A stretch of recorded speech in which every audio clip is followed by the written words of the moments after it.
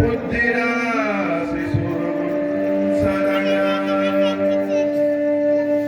वंदं गुरुपद पदुम परागा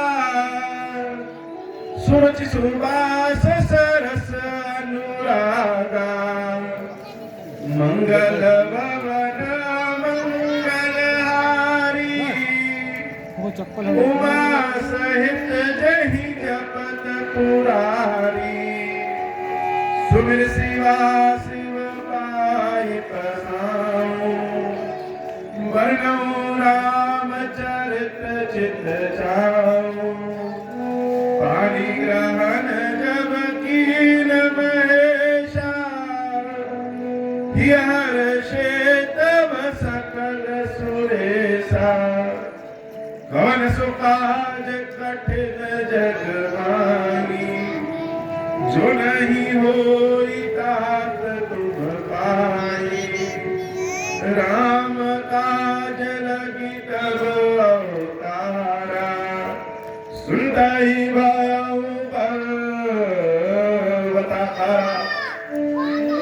हे महादेव इस जगत बाबा इस जीवन बाबा न कोई कार्य कठिन है न ही कोई कार्य संभव भैया सारे कार्य सरल और संभव हो जाते हैं बाबा अगर आपकी कृपा हो जाए ये म्यूजिक जरा कम करो बोलिए खीरेश्वर महादेव जी की बोलिए खीरेश्वर महादेव जी की बोलिए खीरेश्वर महादेव जी की जय हो। कल की कथा याद है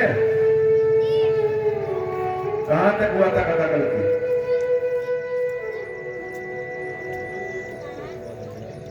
किसी को कथा याद है कल की कथा कहां तक हुई थी राम जी जब जंगल आए बहुत बढ़िया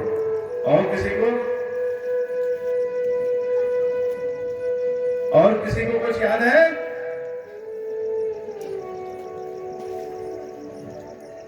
ओम श्री राम याद है खीरेश्वर महादेव याद है सीताराम जी याद है लक्ष्मण जी याद है और रावण याद है रावण क्या किया था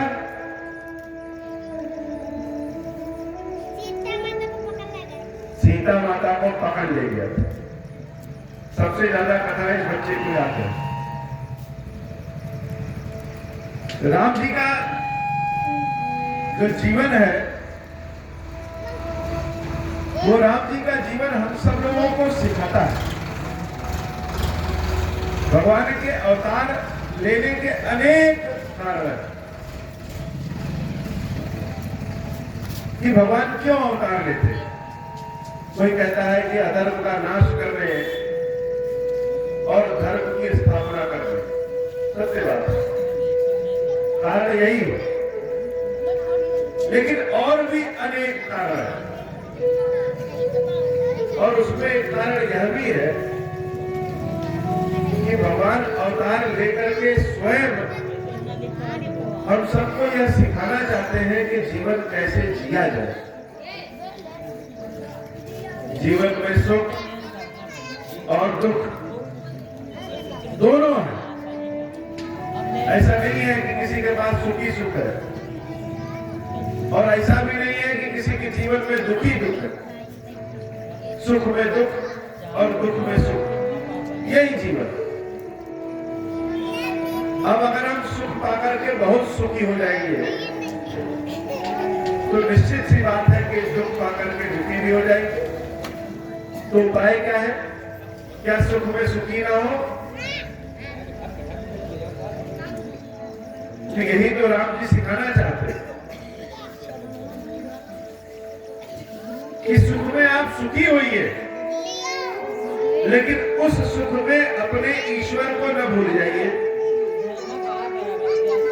उस सुख में अपने कार्यों को न भूल जाइए और दुख में आप जाहिर सी बात है दुखी होंगे लेकिन उस दुख में यह जरूर याद रहे कि कोई एक स्वामी है कोई भगवान है जो आपके कष्टों को निश्चित रूप से दूर करे।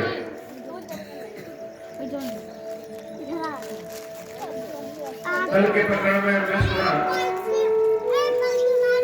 कि सीताराम जी बड़े आनंद पूर्वक पंचवटी में रहते हैं और तब तक एक सोने का कपटी वृद्ध, सोने का हिरण सीता जी की आंखों के सामने से निकलता है। माता तो आनंद में मगन है। माता के लिए आनंद के लिए क्या चाहिए?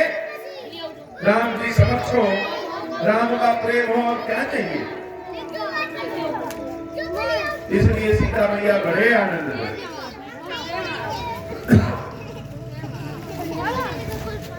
लेकिन जब हम बड़े सुख में होते हैं, उसी सुख में ही कोई ऐसी गलती हो जाती है जो दुखों को प्रदान कर देता है।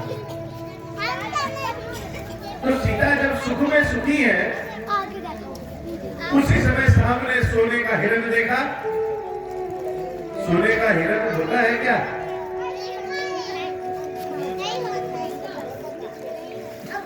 सोने का हिरण नहीं होता। और यह बात जानकी भी जानती, यह बात राम भी जानते हैं कि सोने का हिरण नहीं होगा। लेकिन फिर भी सोने के हिरण के पीछे दौड़ गए। और रावण को क्या लगा कि अगर यह भगवान होंगे तब तो सोने के हिरण के पीछे नहीं दौड़ेंगे। और जब दौड़ गए तो रावण को लगा कि यह भगवान तो है नहीं। तो रावण ने केवल देवी सीता का हरण नहीं किया, रावण ने यह सिद्ध कर दिया कि जिनको लोग कहते हैं कि यह भगवान है, यह भगवान है, यह भगवान है, यह भगवान नहीं, यह इंसान है। देखो मैंने सोने का मृग भेजा और यह कैसे पीछे दौड़ पड़े। यह तो इंसानों की आदत है लालची होना। ईश्वर तो लालची नहीं होता, भगवान तो लालची नहीं होते। संपूर्ण समाज में हर जगह सब लोग, ऋषि मुनि से लेकर के जंगली लोग, हर वर्ण हर समाज के लोग राम को बहुत प्रेम करते। राम को प्रेम, राम को देख करके जो करते हुआ तो है ही है। राम का स्वभाव, राम का गुण, इन चीजों को देख करके भी लोगों के हृदय में राम के प्रति प्रेम उमड़ आता है। लेकिन जब रावण ने यह चारों ओर हल्ला मचा दिया कि जिन राम को तुम लोग ईश्वर समझते हो, वह राम सोने के हिरण के पीछे दौड़ लगा रहे हैं, तो सारे लोगों के मन से राम को चल गए। किसी के बारे में अफवाह उड़ाना है तो बड़ा आसान है। किसी के बारे में यह कहिए कि बहुत सज्जन व्यक्ति है, बहुत उत्तम व्यक्ति है, बहुत मीठा बोलता है, बहुत बढ़िया आदमी है। 10 आदमी भी अगर कह दे और उसमें से कोई 2 आदमी ऐसा मिल जाए जो कह दे बड़ा चोर है, बड़ा ठग है, तो बाकी 2 आदमियों की बातों को सब लोग मान ले। ऐसे ही जब रावण ने पूरे समाज में फैला दिया कि राम कौन है, राम तो ढोंगी है, राम तो सोने के हिरण के लालची हैं, तो संपूर्ण समाज में राम के चरित्र का भी हरण हो गया।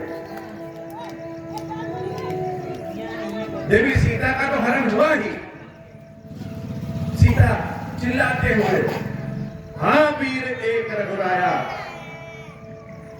इस संसार में अगर कोई वीर है तो सिर्फ एक है, वह राम जी आप हैं। लेकिन मुझसे ऐसी कौन सी गलती हो गई कि आपने हमारा साथ छोड़ दिया। सीता विलाप कर रही है, राम राम राम राम करके रो रही है। जटायु बचाने आया, रावण ने जटायु का वध कर दिया। सीता रो रही है, विलाप कर रही है, जिसके पति स्वयं भगवान राम, जिसके देवर लक्ष्मण, उन सीता का जब हरण हो जाता है तो संपूर्ण समाज में लोग कहते हैं कि राम तो बड़े धनुर्धर थे, अपनी पत्नी को बचा नहीं पाए। और बचा क्यों नहीं पाए? क्योंकि सोने के वृक्ष के लालच में सोने के वृक्ष के पीछे दौड़ गए, सबने मान लिया।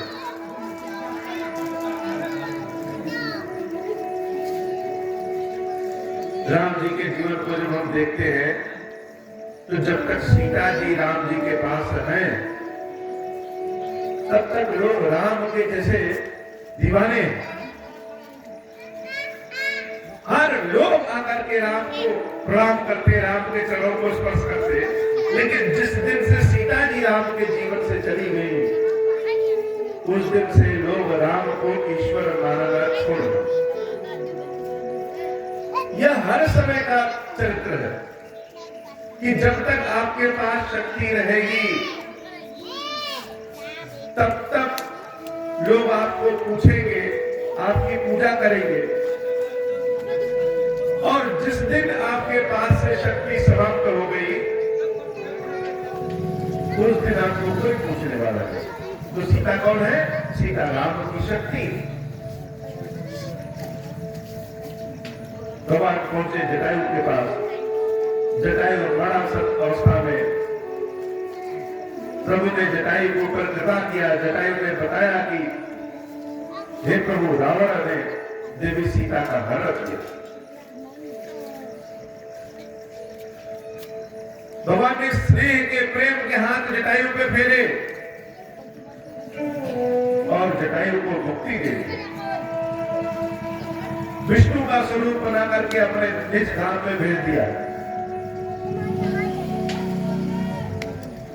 सीता माता पुष्पक विमान पर रोते हुए चिल्लाते हुए जा रही है। तब तक उन्होंने नीचे देखा कि बहुत सारे बंदर एक पहाड़ पे बैठे हुए हैं।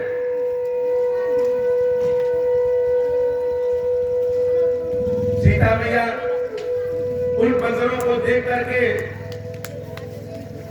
अपने सारे गहने उतार करके एक कपड़े में बांध करके नीचे फेंक देती, ताकि कभी जब प्रभु ढूंढते हुए आए कि यह समान पहचान जाए कि यह सीता का है और सीता ही इस रास्ते पे गई। रावण अपन सीता देवी को ले जाकर के अशोक वाटिका में रख देता। ये सीता कौन है? ये सीता है शक्ति, ये सीता है शांति, ये सीता है लक्ष्मी, ये सीता है अन्नपूर्णा, ये सीता है बुद्धि। और सीता को कौन नहीं चाहता? यहाँ बैठे जितने लोग हैं हर लोग सीता को चाहते हैं। लेकिन हमारी चाहत का दृष्टिकोण क्या है, चाहत का भाव क्या है, यह ज्यादा महत्वपूर्ण। किसी के पास बहुत संपत्ति हो, बहुत धन हो, लेकिन उसके जीवन में सीता अर्थात शांति न हो, उसका जीवन व्यर्थ है। हम सब भी सीता को चाहते हैं, सीता को मां के रूप में चाहते हैं। लेकिन रावण राक्षस था। जब धनुष युद्ध में उसने सीता को नहीं प्राप्त किया तब से उसके मन में आकांक्षा थी कि आज नहीं प्राप्त किए तो कभी तो प्राप्त कर लेंगे। लेकिन सीता को शुद्ध राम का प्रेम है। अशोक वाटिका में सीता देवी को वृक्ष के नीचे रावण रख देता है और देवी सीता उस अशोक वाटिका में वृक्ष के नीचे राम राम राम राम राम राम कह के राम को पुकारती रही। इधर राम जी रोते हुए अपने भैया लक्ष्मण के साथ जानकी को हर जगह ढूंढ रहे हैं। कहां चली गई मेरी जानकी? पशुओं से पूछ रहे हैं, वृक्षों से पूछ रहे हैं।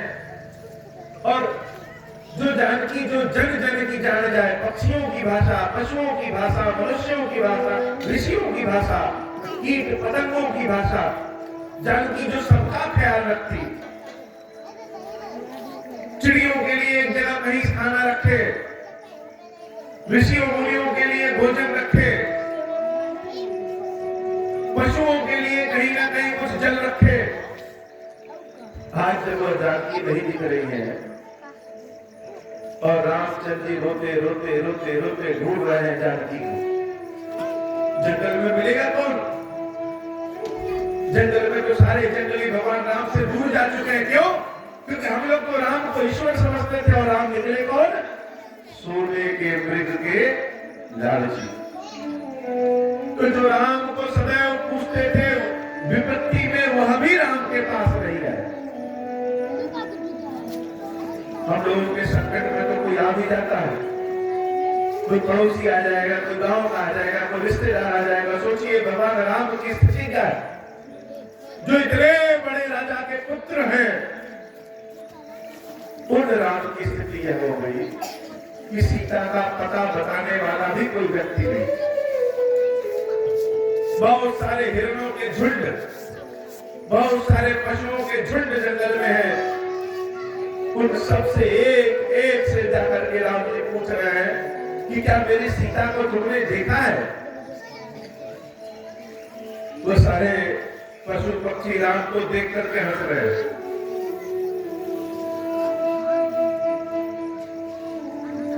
सारे पशु पक्षी राम जी को देख करके हंस रहे हैं। हंस इसलिए कि बड़े धनुर्धारी बनते थे, धनुष लेकर हमेशा घूमते रहते थे। अरे हम लोग पशु हैं, फिर भी अपने परिवार की रक्षा किए हुए हैं। और ये सोने के मृग के लालची अपनी पत्नी को ही गायब करके बैठे हैं। सारे पशु हंस रहे हैं।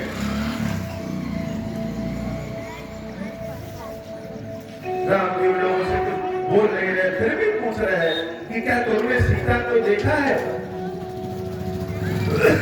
हंसते हुए सब पूछे कौन सीता? जब तक आप समाज को जलमान कराएंगे, समाज की मदद करेंगे, सदैव उसके लिए दिन रात एक करके खड़े रहेंगे, लेकिन जब विपत्ति आपके ऊपर आएगी तो वह समाज आपको किनारे कर देगा। जिन पशुओं पक्षियों को देवी जानकी ने भोजन कराया था, वह पशु पक्षी राम जी से कह रहे, सीता कौन सीता? कैसी सीता? भगवान कष्ट में रोते हुए कह रहे हैं कि सीता मृग नहीं, सीता जिसकी आंखें हिरण के आंखों के समान। क्या उन सीता को देखे हो? कोई ऐसा नहीं मिल रहा है जो कहे कि हाँ हमने सीता को देखा। तो भगवान कहां जाए? हम किसके पास जाएं प्रभु? तो जीवन में बहुत सारे ऐसे अवसर मिलेंगे कि जब विपत्ति आपको चारों ओर से घेर लेगी।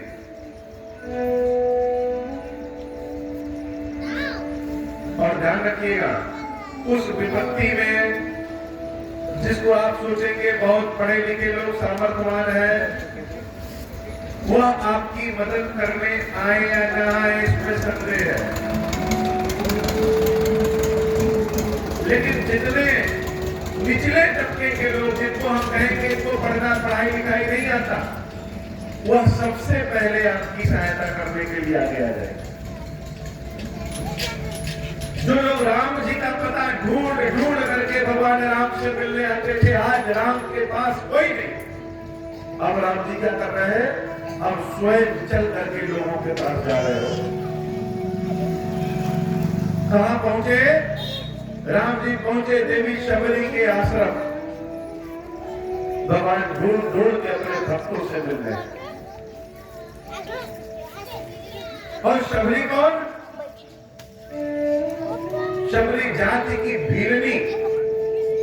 जंगल में जब कोई पशु मर जाए तो उस पशु के चमड़े को निकाल करके जो अपना जीवन यापन करे, वो शबरी।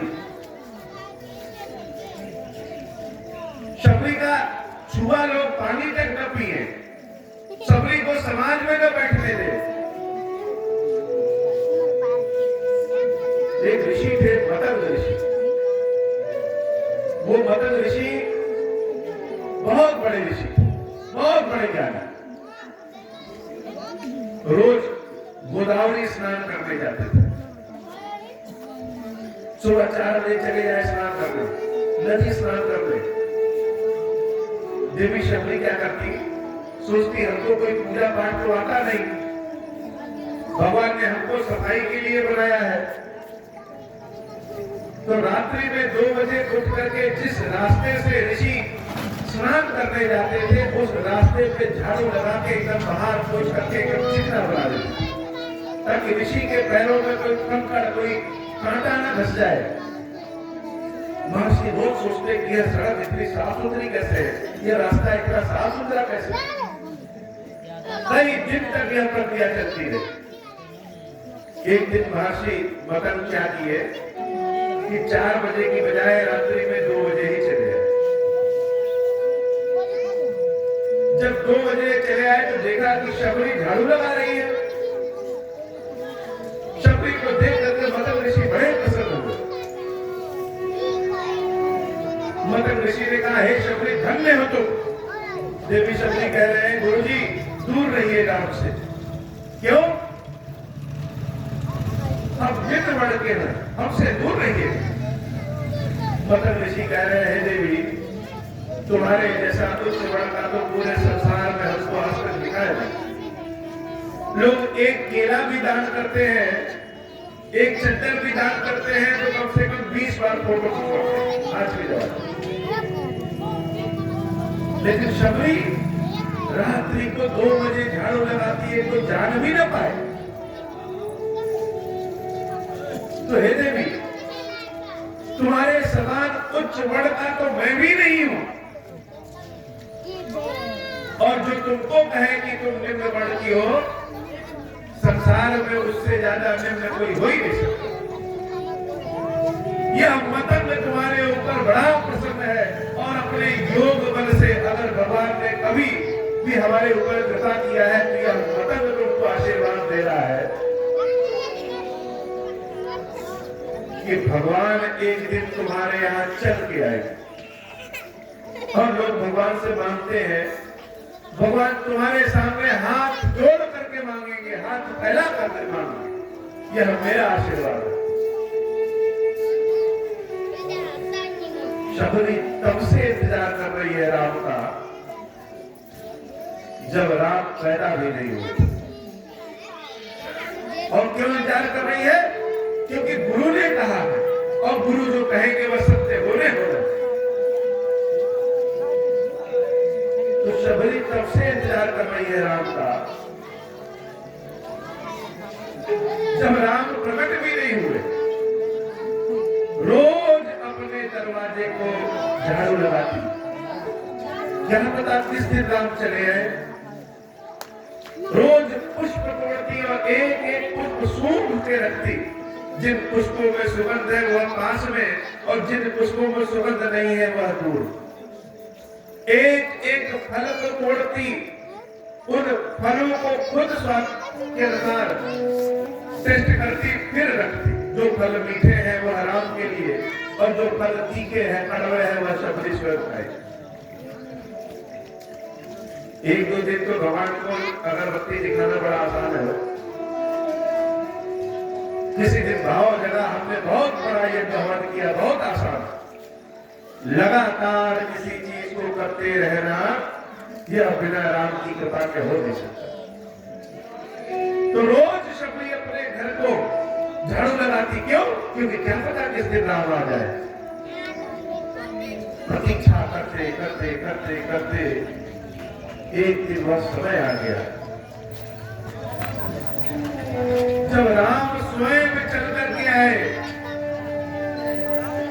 शबरी के दरवाजे पे जब राम पहुंचे और दरवाजे को खटखटाया,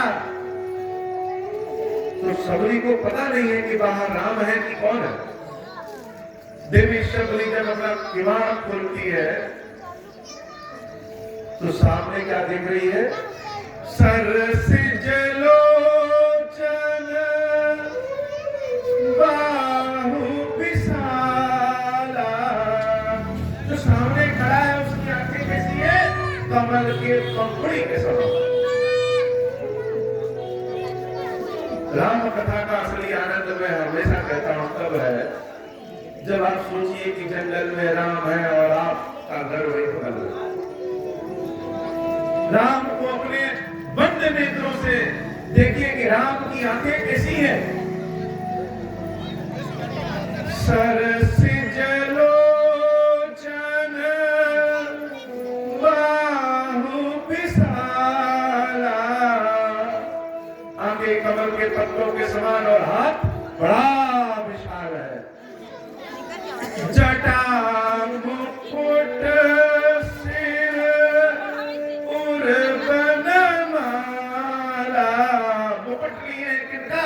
जटाओं का। श्याम गौर सुंदर दो भाई, एक श्याम रंग के हैं और एक गोरे रंग, दोनों सामने खड़े हैं। सबरी परी चरण लपटाई, सामने जब सबरी ने देखा कि हमारे गुरु ने जो कहा था वह तो सत्य हो गया, समझ में नहीं आया कि क्या करें। यह तो गुरु जी ने बताया था कि राम आएंगे, लेकिन जब राम आएंगे तो सबरी को व्यवहार किस प्रकार का करना है यह तो जानते नहीं। ब्रह्मा जी ने जो बुद्धि दिया है वह बुद्धि ही दिया है जानवरों के खाल निकालने का। इस सबरी को तो कुछ आता भी नहीं, न संस्कृत आता है, न कोई बड़े बड़े मंत्र आते हैं, न कुछ। हमारे पास गंगा जल एक गिलाओ गंगा जल से हमको स्नान करा दे। तो भगवान ने सबको गंगा जल दिया और गंगा जल सबका कहाँ है? गंगा जल सबको यहाँ दिया है जो आंसू के रूप में बाहर निकल। बड़े भाग्यशाली है वो लोग जिनको भगवान ने आंसू दिया। इस स्थान के बाद में ही महादेव जी का एक स्थान कुंतेश्वर महादेव, देवी कुंती के द्वारा स्थापित जो महादेव है वह कुंतेश्वर। और देवी कुंती ने भगवान कृष्ण से कहा था कि हे कृष्ण ऐसी कृपा करो कि मैं सदैव दुख में रहूं। क्यों? क्योंकि जब दुख में रहेंगे तब तुमको ज्यादा याद करें। सुख में तो लोग भगवान को भूल जाते, दुख में रहेंगे तो आंसू निकलेंगे और आंसू निकलेगा तो तुम दौड़े चले आओ। तो सबरी जब सामने राम और लक्ष्मण को देखती है कुछ समझ में नहीं आता स्तुति कैसे करें, तो क्या किया? सबरी परी चरण लपटाई, दोनों हाथों से दोनों भाइयों के चरण को ऐसे पकड़ करके लपट करके रोने लगे।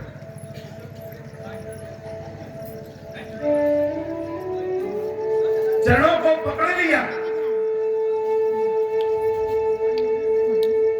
न राम कुछ बोल रहे हैं और न सबरी कुछ बोल रही।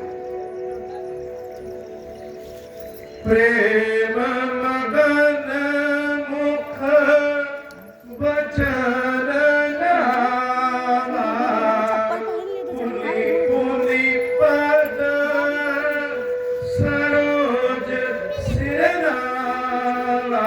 प्रेम में मगन है दोनों, भगवान भी और भक्त भी। मुख से कोई वचन ही नहीं निकल रहा है। कोई कितना भी बड़ा ज्ञानी हो, लेकिन जब आंसू बहने लगते हैं तो गला रुक जाता है। मुख से कोई बात ही नहीं निकल रही है, न भक्त के और न भगवान के।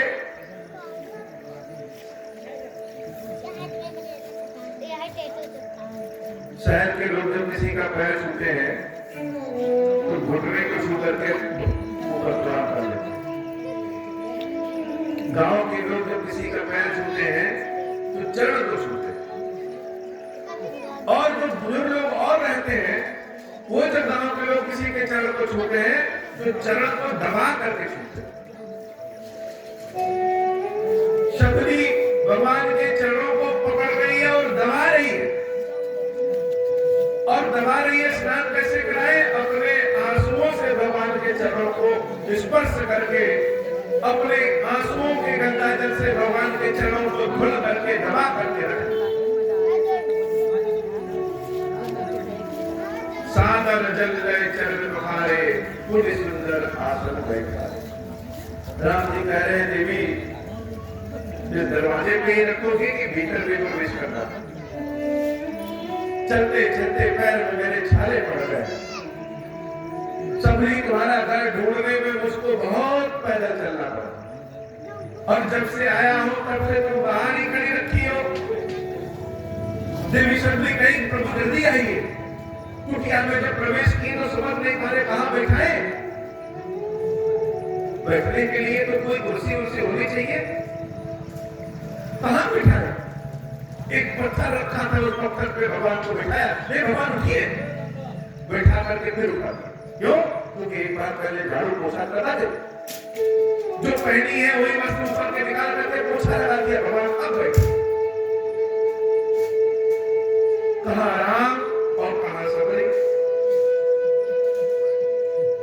वार्तालाप क्या हो, बोले क्या, कैसे बोले। राम की स्तुति तो बड़े बड़े ऋषियों ने बड़े बड़े मंत्रों से किया, और राम यहां चल के। तो घर में जब कोई आया है तो कुछ न कुछ बातचीत का होना चाहिए कि मौसम आज बहुत खराब है, लेकिन बात शुरू कहां से हो। सबरी के भी आंखों में आंसू, गला रुक गया है, और राम की तो स्थिति ही गड़बड़।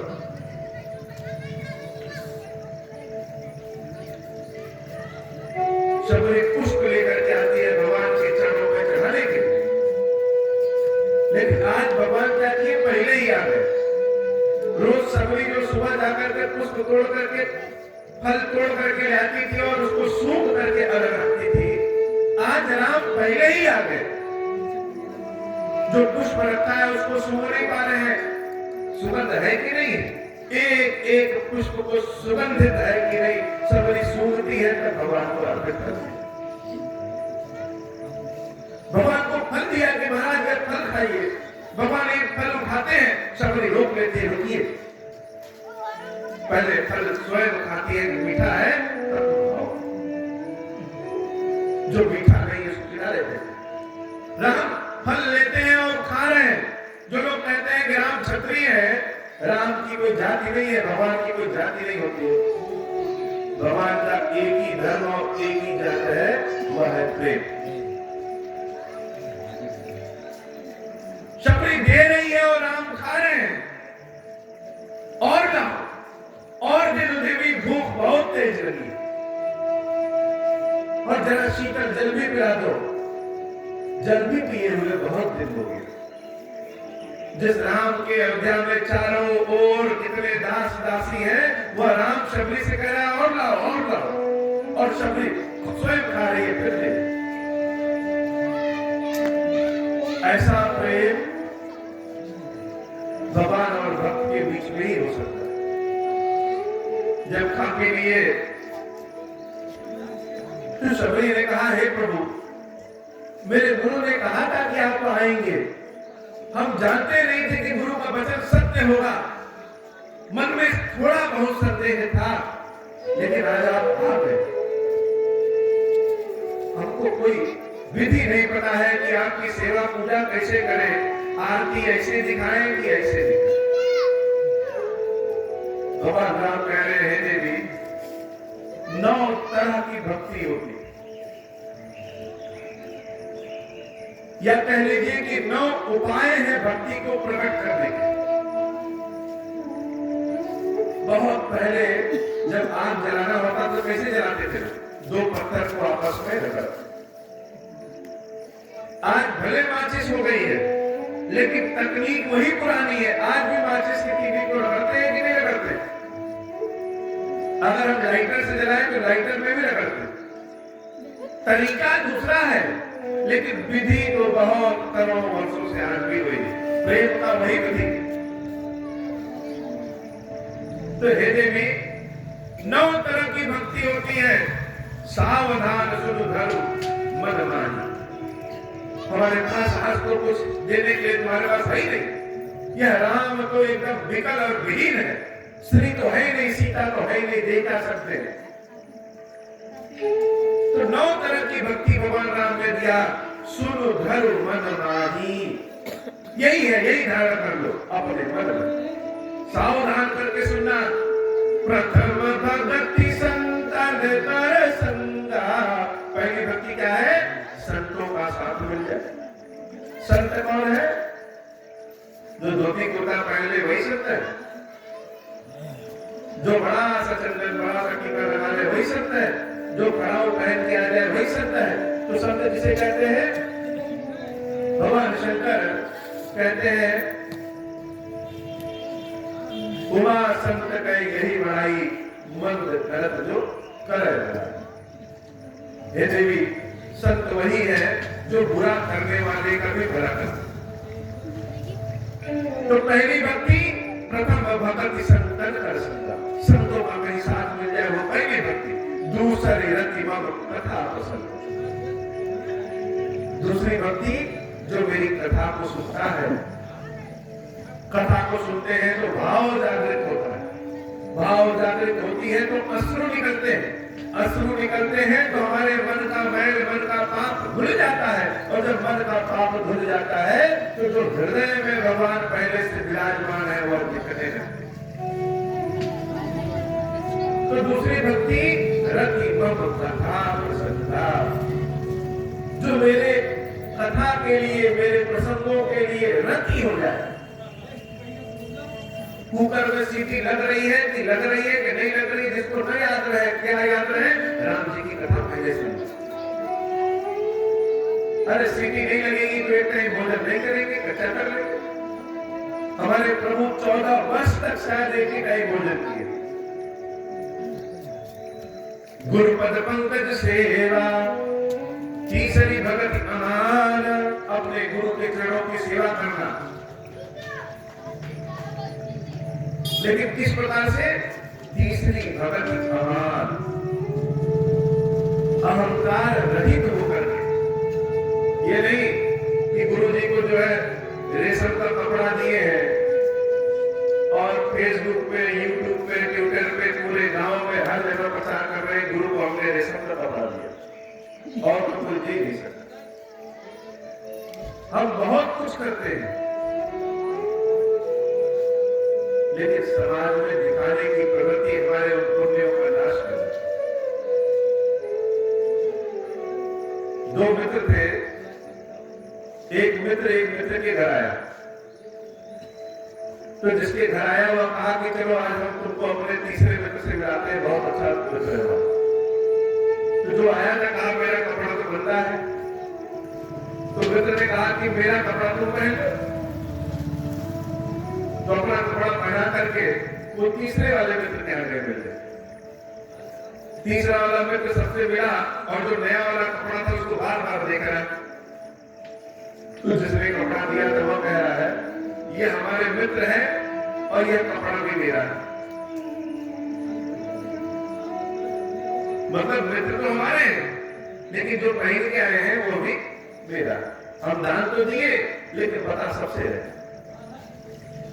पहले वाले मित्र कहा ये क्या भाई, एक तो कपड़ा भी दिए ऊपर से मेरी हंसाई भी कर रहे हैं। अरे ये बताने की क्या जरूरत है कि हमने कपड़ा दिया है। फिर चौथे मित्र के यहाँ गए। चौथे मित्र के यहाँ परिचय हुआ तो कह रहा है ये मित्र मेरा है लेकिन ये जो कपड़ा पहन रखा है वो मेरा नहीं।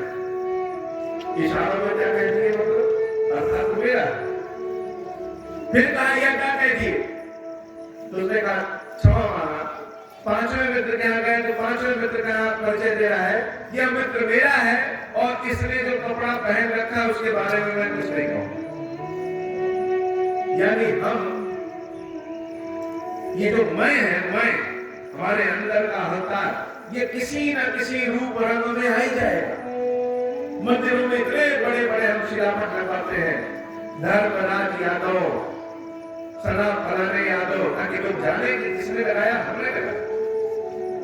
घंटा इतना बड़ा देंगे और लिखवा देंगे उसमें पुनीत सर। तो गुरु की जब सेवा करे तो मन में अहंकार न पाले। भगवान राम ने कहा कि तीसर भगति अमान। गुरु के यह कभी ना सोचे कि जो गुरु जी चप्पल पहने हैं, जो कपड़ा पहने तो हमारे देवा। तो जो अभिमान रहित होकर के गुरु की पूजा करता है, सेवा करता है, वो तीसरी भक्ति। चौथी भक्ति मम गुण गण करई कपट तज जान। चौथी भक्ति क्या है? मम गुण गण करई कपट तज जान।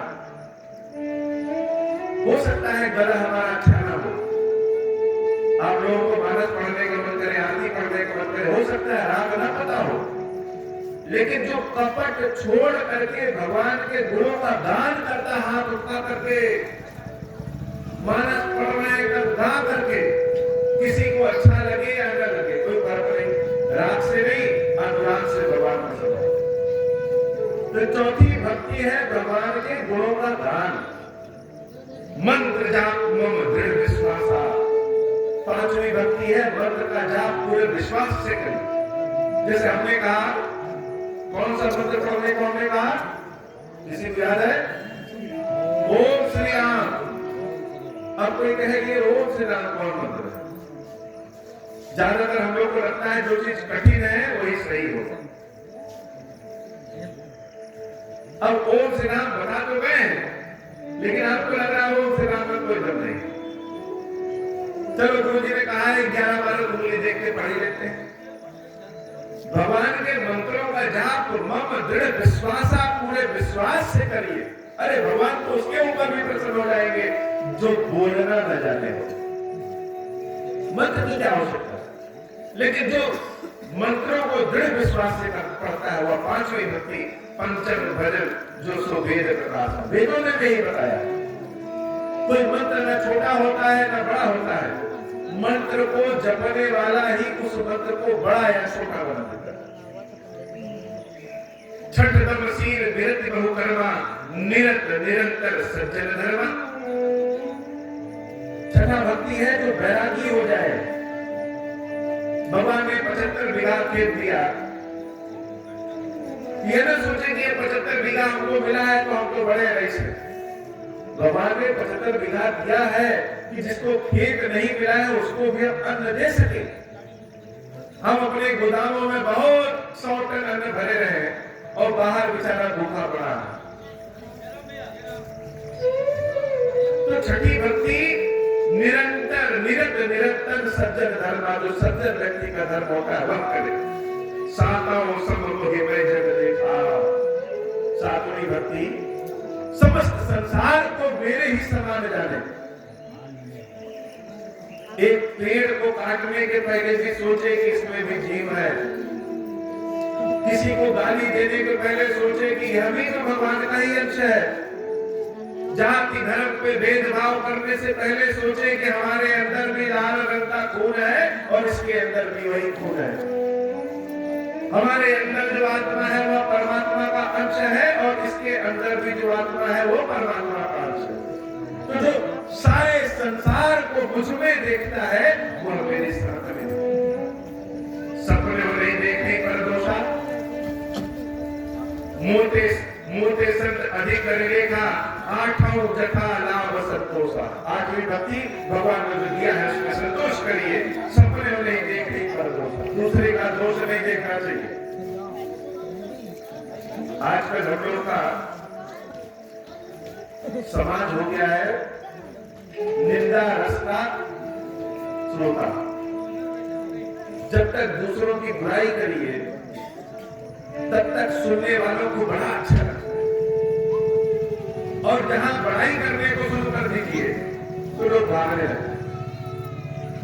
हम सब में अगर हम कहें अपने गांव के किसी व्यक्ति की 10 बड़ाई बताइए तो बता नहीं पाएंगे, और बुराई कराने को कहते तो 100 बुराई कर पड़े। तो जो सबके अंदर भगवान देखेगा उसकी वो बुराई कैसे करेगा? भगवान की बुराई तो कर नहीं सकते। तो सपने में भी किसी की बुराई नहीं करना चाहिए। और नवम सरल सब सद छलहीना। एक ऐसा व्यक्ति होता है जिसके अंदर छल कपट नहीं होता, हर दृष्टि से सरल है। और जो बुद्धिमान लोग कहेंगे अभी देखो उसको उल्लू बना करके हम सब छीन दे रहे, जाएंगे उसके घर बहुत दुखी होकर के रोएंगे। और बेचारा क्या करेगा, जो रहेगा सब दे दे, ले जाओ भाई। और बाहर आकर के हंसेंगे, देखे वो लोग बना दिए। तो जो हर तरफ से छलहीन हो और मेरे ही भरोसे, मम भरोसे ही हर्ष नदीना, मेरे भरोसे रहे, यह नवी भक्ति। और नौ भक्ति में एक भक्ति भी जिसके अंदर आ गई, नारी पुरुष चाचर कोई किसी के अंदर आ गई, वह मुझको बड़ा प्रिय।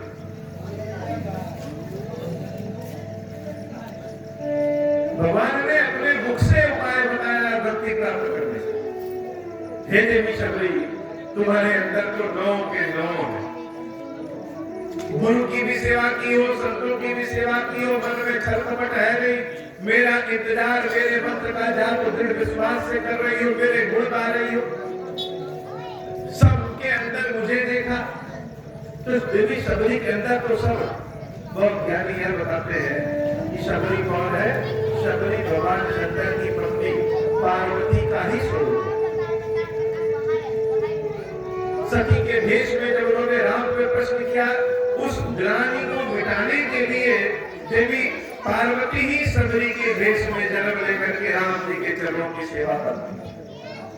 और उस सेवा से प्रसन्न होकर के भगवान शंकर ने शाबर मंत्र की रचना की। शाबर मंत्र क्या है? कुछ कुछ मंत्र ऐसा होता है जैसा हम पढ़ते हैं, जय काली कलकत्ते वाली, ये शाबर मंत्र। तो देवी शबरी भगवान के मुख को देख रही है और भगवान अपनी सारी बात उसको बता रहे हैं।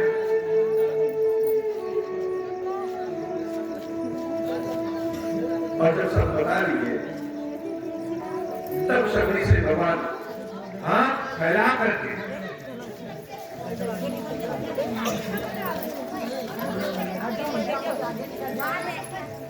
जैसे गुरु ने कहा था कि हे शबरी, तुम्हारे दरवाजे पे राम चल करके आएंगे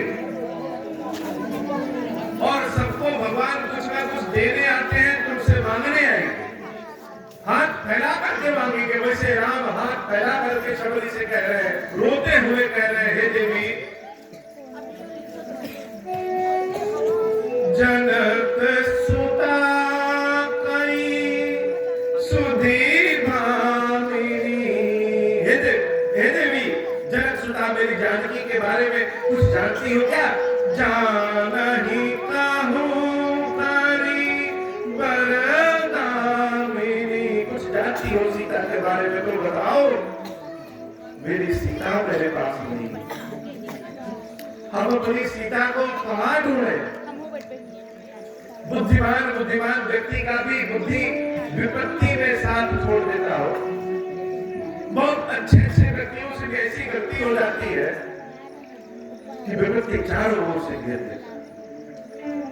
वो राम जिनके जीवन को सीता ने मंगल बना दिया, जंगल को मंगल बना दिया, वो सीता जब आज नहीं है तो राम दर दर भटक के कह रहे हैं, क्या किसी ने मेरी सीता को देखा? देवी शबरी ने कहा, हे प्रभु,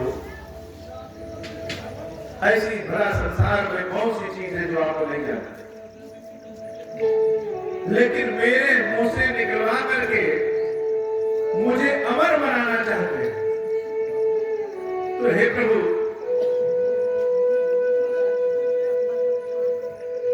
आप पंपासुर जाइए। पंपासुर नाम का एक सरोवर है, वहां ऋषिमुख पर्वत पे बंदरों के राजा सुग्रीव से आपकी मित्रता होगी, आप उससे मित्रता कर लीजिए और वो सुग्रीव आपकी सीता को ढूंढवाने में आपकी सहायता करें। अब सोचिए भगवान को कि भगवान क्या, वो भगवान है, सब कुछ जानते हैं। लेकिन जब शबरी ने कहा कि आप बंदरों के पास जाइए, कोई आपको कहे कैसा है, बंदरों के पास जाओ तुम्हारी मदद करेंगे, तो आप क्या कहेंगे? बड़ी बेवकूफ है, इंसानों के पास नहीं भेज रही है, बंदरों के पास। तो भगवान की स्थिति क्या होगी? जब से रावण ने संपूर्ण समाज में यह प्रचार किया कि राम कौन, राम तो सोने के वृक्ष के लालची है, तब से मनुष्यों ने राम से नाता ही तोड़ दिया। भगवान की यह स्थिति हो गई कि अब बंदर कहाँ आएंगे,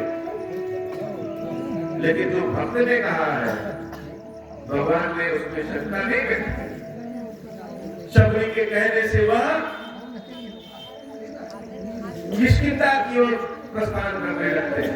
लेकिन देवी शबरी कहती है प्रभु जिन आंखों से आपको देख लिए अब उन आंखों से और कुछ देखने की इच्छा है, इसलिए ऐसी कृपा करिए कि योग बल से यह शरीर हमारा भस्म हो जाए। देवी शबरी का शरीर भस्म हो जाता है और भगवान उसको अपने निज हाथ दे देते। अब भगवान आगे बढ़ते हैं। गर्मियों के दिन में जेठ की दोपहरिया है। आगे चले बहुरी रघुराया, ऋषि मुख पर्वत लिया आया। भगवान राम अपने भाई लक्ष्मण के साथ उदासी भेष में पथरीली जमीन पर पैदल चलते चलते चलते चलते वहां पहुंचते हैं। अपनी सीता को ढूंढते ढूंढते जहां शबरी ने कहा था ऋषिमुख पर्वत के पास गए। जब भगवान जंगल में चल रहे हैं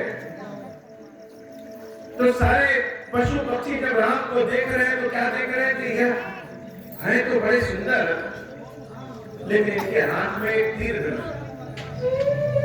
उस तीर धनुष को सारे पशु पक्षी देख करके डर जाते हैं कि जंगल में अगर कोई तीर धनुष लेके आए इसका मतलब क्या? इसका मतलब क्या है वो शिकार करने जाए। आप जंगल में अगर बंदूक लेके जाइए तो लोग क्या जानेंगे? जानेंगे कि शिकार करने आए। और पशु बड़े होशियार होते हैं। अगर आपके हाथ में कोई ऐसी चीज है जिससे आप फेंक के मार सकते हैं, उससे डरते हैं। तो बहुत सारे पशु पक्षी आकर के राम को चारों ओर से घेर ले रहे हैं, लेकिन जब राम जी के हाथ में धनुष देख रहे हैं तो दूर भाग रहे हैं। किसी गांव में जब जाइए तो कुत्ते आपको चारों ओर से घेर लेंगे, लेकिन जैसे नीचे झुकिए थोड़ी दूर बाहर लगेगा कि ईंटा उठा करके मारने वाला। तो राम जब ऐसे देख रहे हैं तो सारे पशु पक्षी दूर भाग जा रहे हैं, लेकिन राम इतने सुंदर है कि देखने की इच्छा कोई छोड़ नहीं पा रहा। और भगवान पथरीली जमीन पर चलते जा रहे हैं, चलते जा रहे हैं। कभी कभी लगता है कि हमारे कष्ट दूर कब होंगे, कैसे होंगे? इतना बड़ा कष्ट दूर ही नहीं होगा क्या? वही स्थिति प्रभु की है। जरत सकल सुर वृंद विषम वर्ग जहि पान किए, तहि न भज सिमल बंद को कृपाल संकर सरिस। देवता लोग जब विष को पा करके मरने लगे तो भगवान शंकर सबके विष का पान कर गए। ऐसे देवता ऐसे लोग अगर भगवान शंकर की भक्ति न करें तो उनसे बेकार समाज में कोई है ही नहीं। अब भगवान के जीवन में ऐसे व्यक्ति का प्रवेश होने वाला है जिसने पूरे रंग रूप को ही बदल दिया। ऋषिमुख पर्वत में जिसमें बानरों के राजा सुग्रीव बैठे, कुछ बानरों ने सूचना दिया कि महाराज जंगल में दो धनुर्धारी प्रवेश कर रहे हैं। सुग्रीव ने सुना कि क्या धनुष लेकर के प्रवेश किए? हाँ महाराज। तो सुग्रीव कौन था? सुग्रीव और बाली दो भाई। बाली बहुत ताकतवर। एक रात्रि में एक राक्षस आकर के बाली को ललकारता है। बाली और सुग्रीव दोनों उस राक्षस को पकड़ने के लिए पीछे भागते। एक गुफा में वह राक्षस घुस जाता है। बाली कहता है सुग्रीव से कि सुग्रीव तुम गुफा के दरवाजे पे रहो, 15 दिन तक अगर हम नहीं आए तो समझ लेना कि राक्षस ने मेरा वध कर दिया। सुग्रीव उस गुफा पे रुके रहते हैं। 1 महीने तक प्रतीक्षा करते हैं और 1 महीने के बाद देखते हैं कि गुफा से खून की धार बह रही। अब सुग्रीव को लगता है कि उस राक्षस ने हमारे भाई बाली का वध कर दिया। सुग्रीव डर जाते हैं और एक बड़ा सा पत्थर का टुकड़ा उस गुफा के मुंह में रख करके भाग जाते हैं। जब अपने नगर में जाते हैं, सारे बंदर सुनते हैं कि बाली मारा गया तो सब सुग्रीव को अपना राजा बना देते। लेकिन राज तिलक होता रहता है, उसी समय बाली चला आता है और जब अपने भाई को देखता है कि मेरे अनुपस्थिति में वह राज सिंहासन पर बैठा है, तो अपने भाई को बिना कुछ सोचे समझे वह मारना शुरू करता है और मारते मारते राज्य से बाहर खदेड़ देता है। भाई की पत्नी को स्वयं हरण कर लेता है, भाई की संपत्ति को खुद भोग करता है। और ऋषिमुख पर्वत जो है, उस पर्वत पे एक ऋषि ने बाली को श्राप दिया कि अगर तुम इस पर्वत पे दिख गए तो मारे जाओ। किसी भय से बाली उस पर्वत पे नहीं आता और सुग्रीव उस पर्वत पे डर के रहते हैं। तो आज जब दो धनुर्धर धनुष लेकर के आ रहे हैं, तो पहली शंका सुग्रीव के मन में यह है कि कहीं ऐसा तो नहीं कि बाली ने ही भेजा हो कि जाओ सुग्रीव का वध कर दो। इसलिए जाओ तुम सब में से कोई पता लगाओ कि वह कौन है दोनों। अगर मेरे मित्र होंगे तब तुम यहाँ रुकेंगे, और अगर मेरे शत्रु होंगे, मुझे मारने आए होंगे, तो इशारा कर देना, हम दूर से भाग जाएंगे। लेकिन प्रश्न यह होता है कि पता लगाने जाए तो कौन जाए, क्योंकि भगवान के हाथ में तो हथियार है, हथियार ऐसा कि दूर खड़ा रहे वही से मार दे। तो कौन जाएगा जो पता लगाए कि यह दोनों जो आ रहे हैं वह सुग्रीव के मित्र हैं या शत्रु हैं। अब तो कोई वही जा सकता है जिसका कोई परिवार न हो, अगर मारा भी जाए तो कोई बात नहीं, किसको भेजे।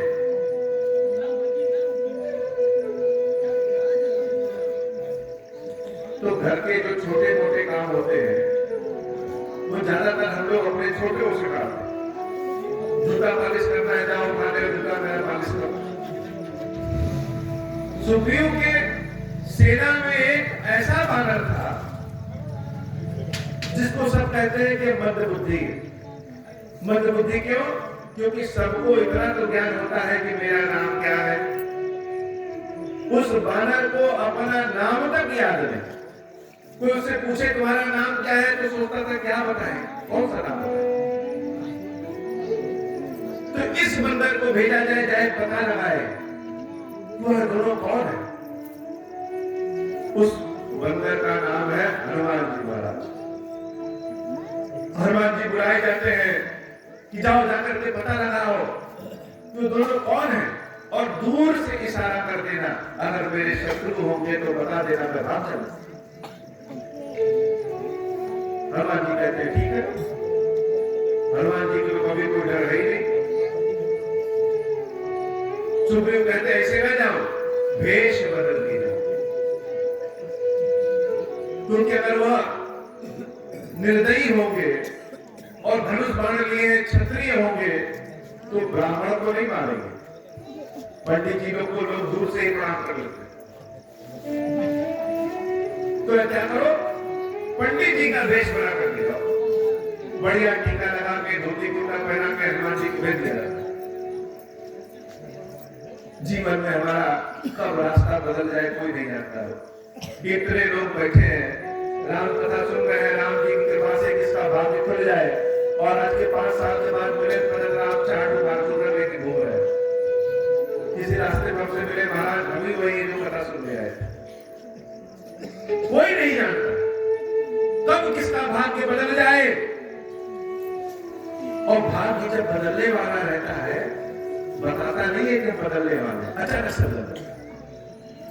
हनुमान जी महाराज को भेजा गया पंडित जी बना करके, विप्र रूप करके। हनुमान जी महाराज जब राम जी और लक्ष्मण जी के सामने जाते हैं तो राम जी और लक्ष्मण जी को देख करके जैसे लगता है ये तो हमारे बचपन के कोई मित्र मिल रहे।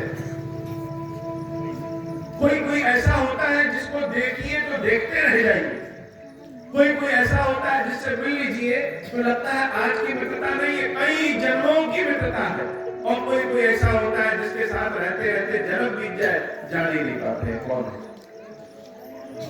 तो भक्त जब अपने भगवान को देखता है तो पहचान जाता है, और भक्त को भगवान को सदैव इंतजार करते रहते, आओ आओ आओ। भक्त भगवान की ओर 2 कदम चलता है और भगवान पूरा जंगल पार करके भगवान भक्त के पास आए। पूरा जंगल पार करके विपत्ति में भगवान आए। हनुमान जी महाराज जब उनको देखते हैं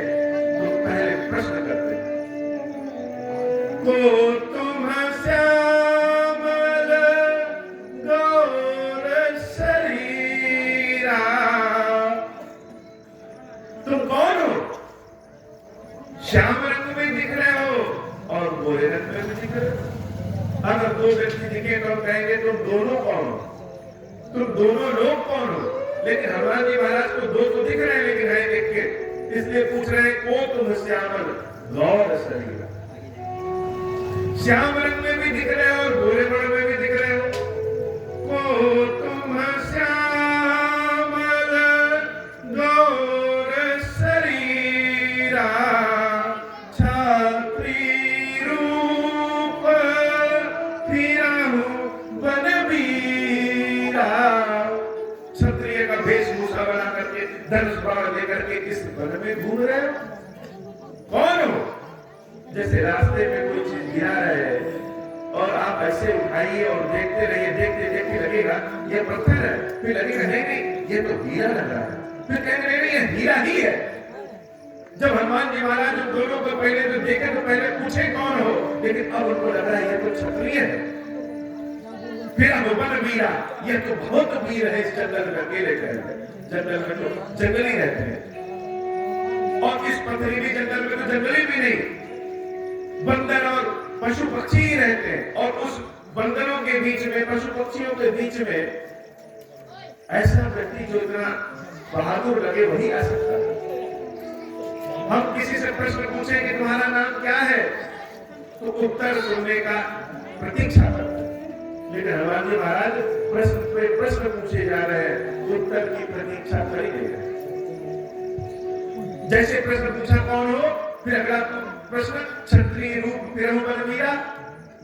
तीसरा प्रश्न फिर पूछ दिया कठिन भूमि कोमल पदगामी।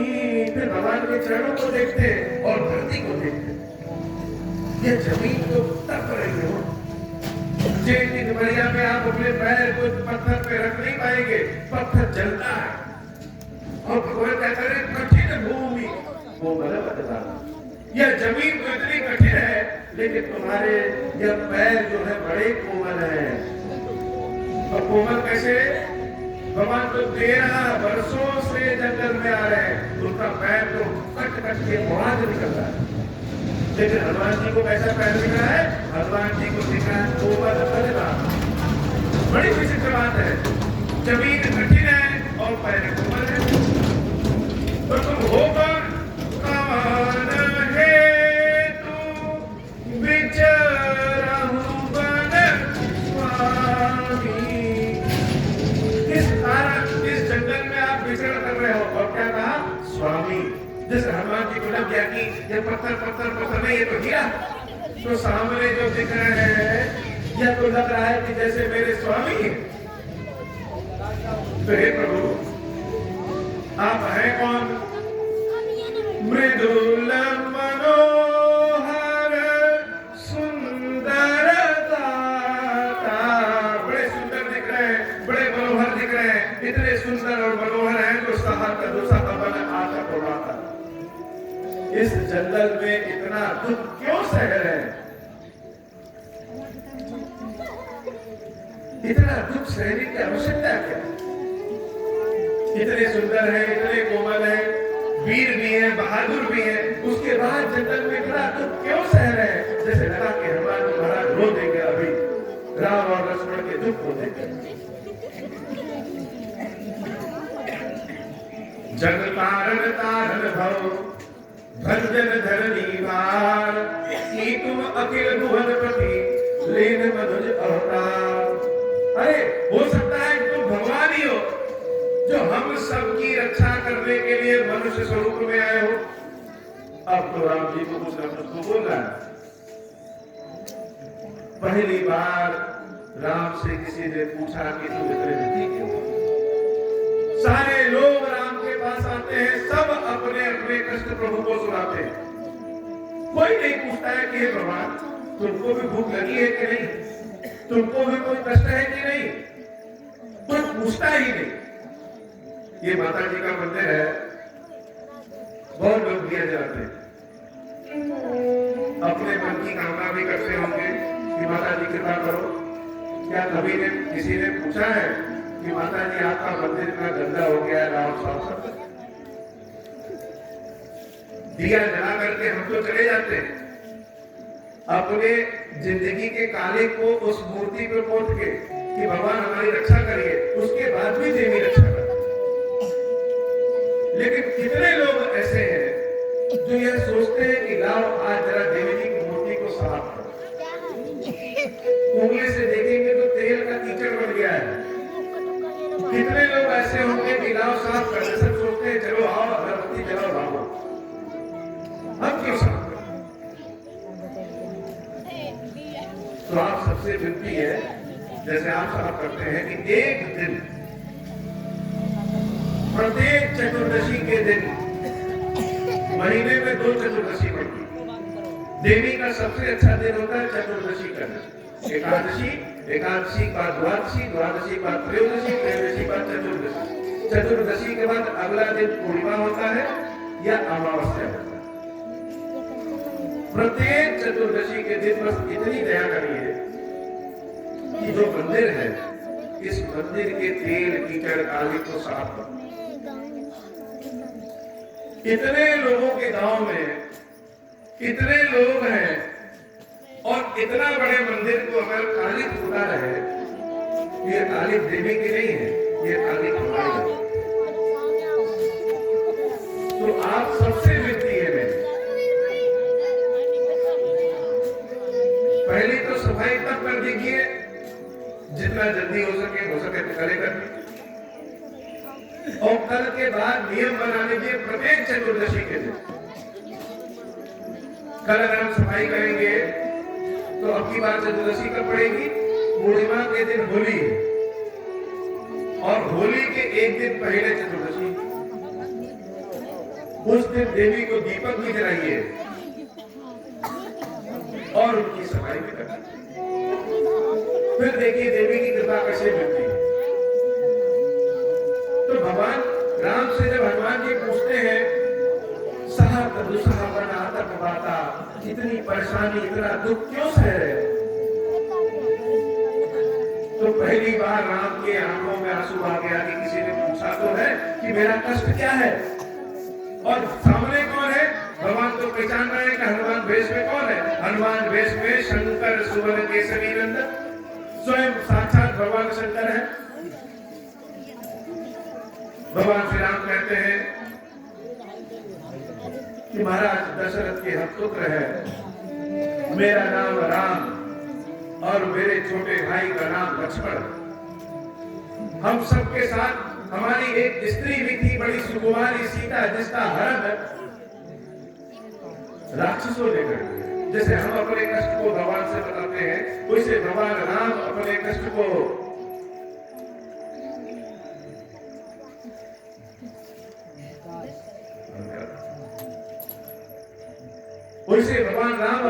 को शंकर जी को सुना रहे हैं। भगवान हमारे साथ हमारी स्त्री थी, हमने तो अच्छा काम किया था, हम पितृ वचन मानती बनाए। लोग कहते हैं माता पिता का वचन मानना बहुत अच्छा होता है, हम तो अच्छा काम किए, उसके बाद भी हमारे साथ यह बुरा हो गया कि हमारी स्त्री का हर राक्षसों ने कर।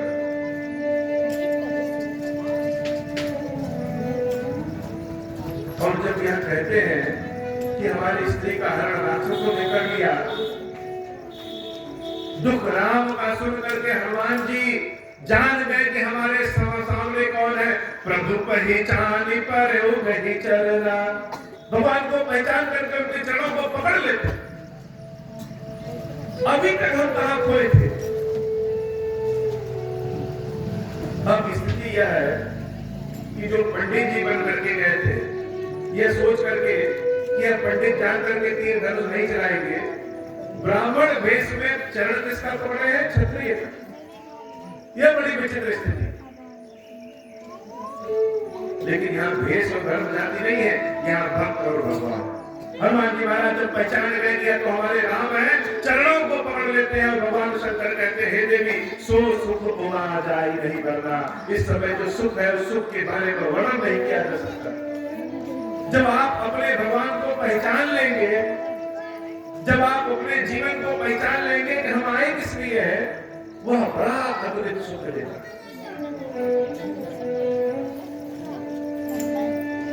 इतना रो रहे हैं कि मुख से आवाज नहीं निकल रही है। आप भगवान हमको उठाना चाहते हैं कि चरण छोड़ के उठो और हृदय से रखो। और हनुमान जी कह रहे हैं सबको अपनी जगह। प्रेम में शिकायत बहुत होती, जैसे छोटा बच्चा पूछे अपनी माँ से कि हे माता जी ये बताइए क्या बड़े वाले को ज्यादा प्रेम करती है कि छोटे वाले? तो माता क्या जवाब देगी? बच्चे कुछ ये भी पूछते हैं कि हे माता जी अगर नाव में दो बच्चे डूब रहे हैं, हम और मेरा भाई, तो आप पहले किसको बचाएंगे? अब माता क्या बताए? वैसे ही हनुमान जी महाराज राम जी को पा करके प्रश्न पूछ रहे हैं। रो तो रहे हैं लेकिन अपनी शिकायत पूछ रहे हैं। मोर न्याऊ में पूछा साई, तुम पूछा हूँ दस नर की नाई। हे प्रभु हम तो बानर हैं, हम तो बंदर हैं, हम पूछते हैं समझ में आता है, लेकिन तुम तो भगवान होकर के अपने भक्त को भूल गए। हम नहीं पहचान पाए तो ठीक है, तुम्हारी बनाया हुआ यह संसार है, माया है, भगवान को भक्त नहीं पहचान पाया तो ठीक है, लेकिन भगवान अगर भक्त को भूल जाए तो भक्त बेचारा कहाँ जाए?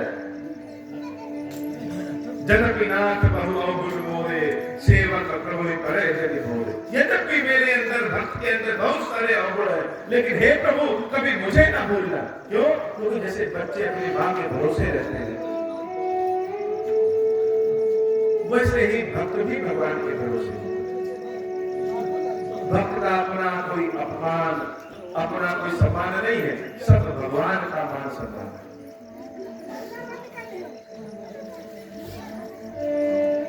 हनुमान जी महाराज को भगवान राम अपने हृदय से लगा देते हैं। और जैसे बच्चों को समझाया जाता है, छोटे वाले को समझाएंगे नहीं, बड़े वाले को जितना प्रेम करते हैं उससे दूरा तुमको प्रेम करते हैं। वैसे भगवान अपने भक्त से कह रहे हैं कि हे हनुमान, लक्ष्मण जी से भी दूना तुमको प्रेम करते हैं क्या वर्षा? अब तो लक्ष्मण जी मोटेरा किए कर रहे हैं और हनुमान जी बड़े पसंद है। तो प्रेम में शिका गिरा और शिकवा दोनों चलता है। मेरे साथ चलिए आप सुग्रीव से, हम लोग के महाराजा सुग्रीव से मित्रता करिए। सुग्रीव के पास बानरों की बहुत बड़ी सेना है, वो देवी सीता का खोज कराएंगे। लेकिन सुग्रीव तो पहले कष्ट में है, पहले उसके कष्ट को दूर करिए, फिर आपके कष्ट को दूर करिए। तो प्रभु कहते हैं चलते चलते जो मेरे पैर दुख गए, अब तुम कह रहे हो पहाड़ पे चढ़ना है। भगवान जी कहते हैं आप परेशान न होइए, हम आपको उठा करके ले चलेंगे। भगवान कहते हैं अभी तो तुम कह रहे थे कि मैं भगवान हूं, भगवान को उठा पाएगा क्या? हनुमान जी महाराज कहते हैं क्यों नहीं प्रभु, जैसे महाराज दशरथ ने आपको गोदी ले लिया था वैसे हम भी आपको उठा लेंगे। लेकिन महाराज दशरथ ने गोदी लिया था, जब किसी बच्चे को हम गोदी उठाते हैं तो ऐसे उठाते हैं उसको, बच्चे को पकड़े रहते हैं। हम आपको गोदी नहीं लेंगे, हम आपको अपने कंधे पर बैठाएंगे। जब कोई व्यक्ति कंधे पर बैठ जाएगा, दोनों बच्चों को कंधे पर बैठा लीजिए तो क्या होता है? जो कंधे पर बैठा है, जिसके कंधे पर बैठा है उसके सर को इसे पकड़ा रहे। गोदी लेने वाला तो स्वयं पकड़ा है, लेकिन जो कंधे पर बैठा है वो सर को पकड़ा है। तो हे भगवान हम आपको गोदी नहीं लेंगे, हम आपको अपने कंधे पर बैठाएंगे। अब कंधे पर बैठाएंगे तो उससे क्या होगा? हनुमान जी बड़े चतुर हैं। कंधे पर जब भगवान बैठेंगे तो भगवान का हाथ हनुमान के सर। अब भगवान का हाथ अगर भक्त के सर पे हो जाए उससे बड़ा कुछ क्या। और जब हम पहाड़ पे चढ़ेंगे, किसी को कंधे पे बैठा लीजिए और पहाड़ पे चढ़िए और गिर गए तो किसको चोट ज्यादा लगेगी? जो कंधे पे बैठा है। तो भगवान अगर कंधे पे बैठे हैं भक्त के और भक्त लड़खड़ा के गिर जाए तो चोट किसको लगेगी? चोट भी भगवान को लगेगी। इसलिए भगवान सदैव अपने भक्त पे कृपा करेंगे कि कभी अपने कंधे पे राम और लक्ष्मण को जो बैठाते हैं तो राम जी और लक्ष्मण जी हनुमान जी के सर को ऐसे पकड़े। आज भी हम लोग फोटो में हनुमान जी का ऐसा चित्र देखते। हनुमान जी महाराज दोनों भाइयों को ले जाकर के सुग्रीव से मित्रता कराते। सुग्रीव से मित्रता होती है। सुग्रीव अपने कष्ट कहता है। भगवान श्री राम कहते हैं कि एक बाण में बाली का वध कर देंगे। बाली से युद्ध शुरू होता है सुग्रीव का। सुग्रीव कहता है प्रभु ध्यान दीजिएगा, ये बाली जो है हम भाई उसके भले हैं लेकिन शत्रु की भांति मारता है, बैरी समझ करके मारता है। इसलिए आप कह तो रहे कि हम जा रहे हैं लड़ने, लेकिन हम लड़ नहीं पाएंगे। आप कहीं धोखा दे दिए तो वही ढेर हो जाए। राम जी सिखा प्राण में भेज दिए, जाओ एक बाण में बाली को मारेंगे, दूसरे बाण की आवश्यकता नहीं। सुग्रीव जा करके भिड़ जाता है बाली से, बाली को ललकारता है, बाली कायर तुम कहां हो, आ जाओ।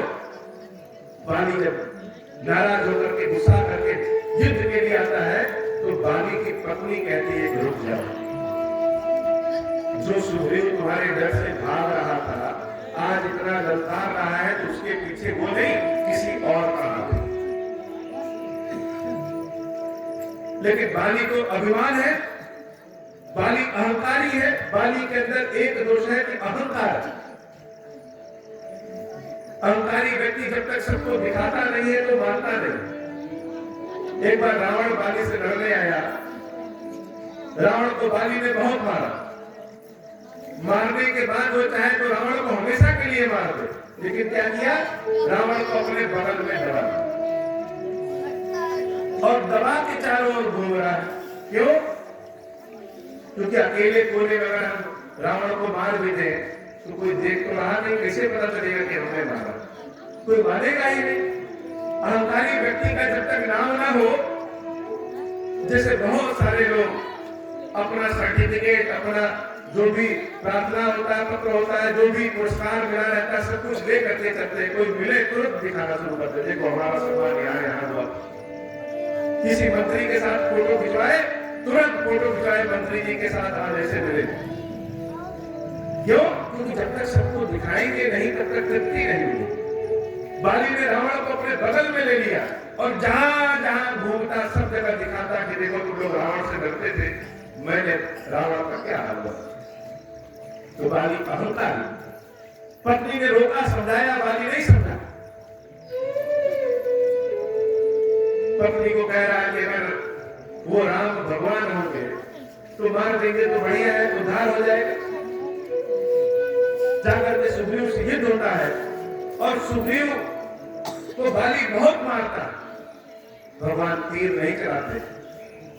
अंत में सुग्रीव डर के मारे भाग आते और आए तो राम को बहुत कुछ कह रहे हैं कि बहुत बड़ा बड़ा तुम बात की है, एक ही बाण में मार देंगे, लेकिन एक भी बाण तुम्हारा चला नहीं, क्यों नहीं मारे? प्रभु कहते हैं कि तुम दोनों भाई एक समान, अगर हम चला देते तीर और उसकी जगह तुमको लग जाता था। और अपने हाथों से सुग्रीव को जब छूते हैं तो जैसे लगा कि सुग्रीव के सारे कष्ट दर्द मिट गया। अब की बार भगवान सुग्रीव को एक माला पहना के भेजते, ये माला पहन के जाओ ताकि तुम दोनों भाइयों में हम अंतर पहचान सके। सुग्रीव जाकर के फिर ललकारता है। अब की बार पत्नी फिर रोकती है। बाली कहता पिछली बार देखा था क्या हुआ था, इस बार तो हम सुग्रीव का वध ही कर देंगे, कोई कुछ भी नहीं कर सकता। और जब इस बार युद्ध होता है तो पेड़ की आड़ में आकर के भगवान राम तीर चला और वो तीर सीधे बाली के हृदय में लग गया। राम जी को पता है कि किसको कैसे मारना। किसी को ऐसे मारते हैं कि तुरंत तीर लगते ही मर जाए, और किसी को ऐसे मारते हैं कि तीर लगने के बाद भी प्रश्न पूछ सके। बाली को ऐसे मारते हैं कि प्रश्न पूछ सके।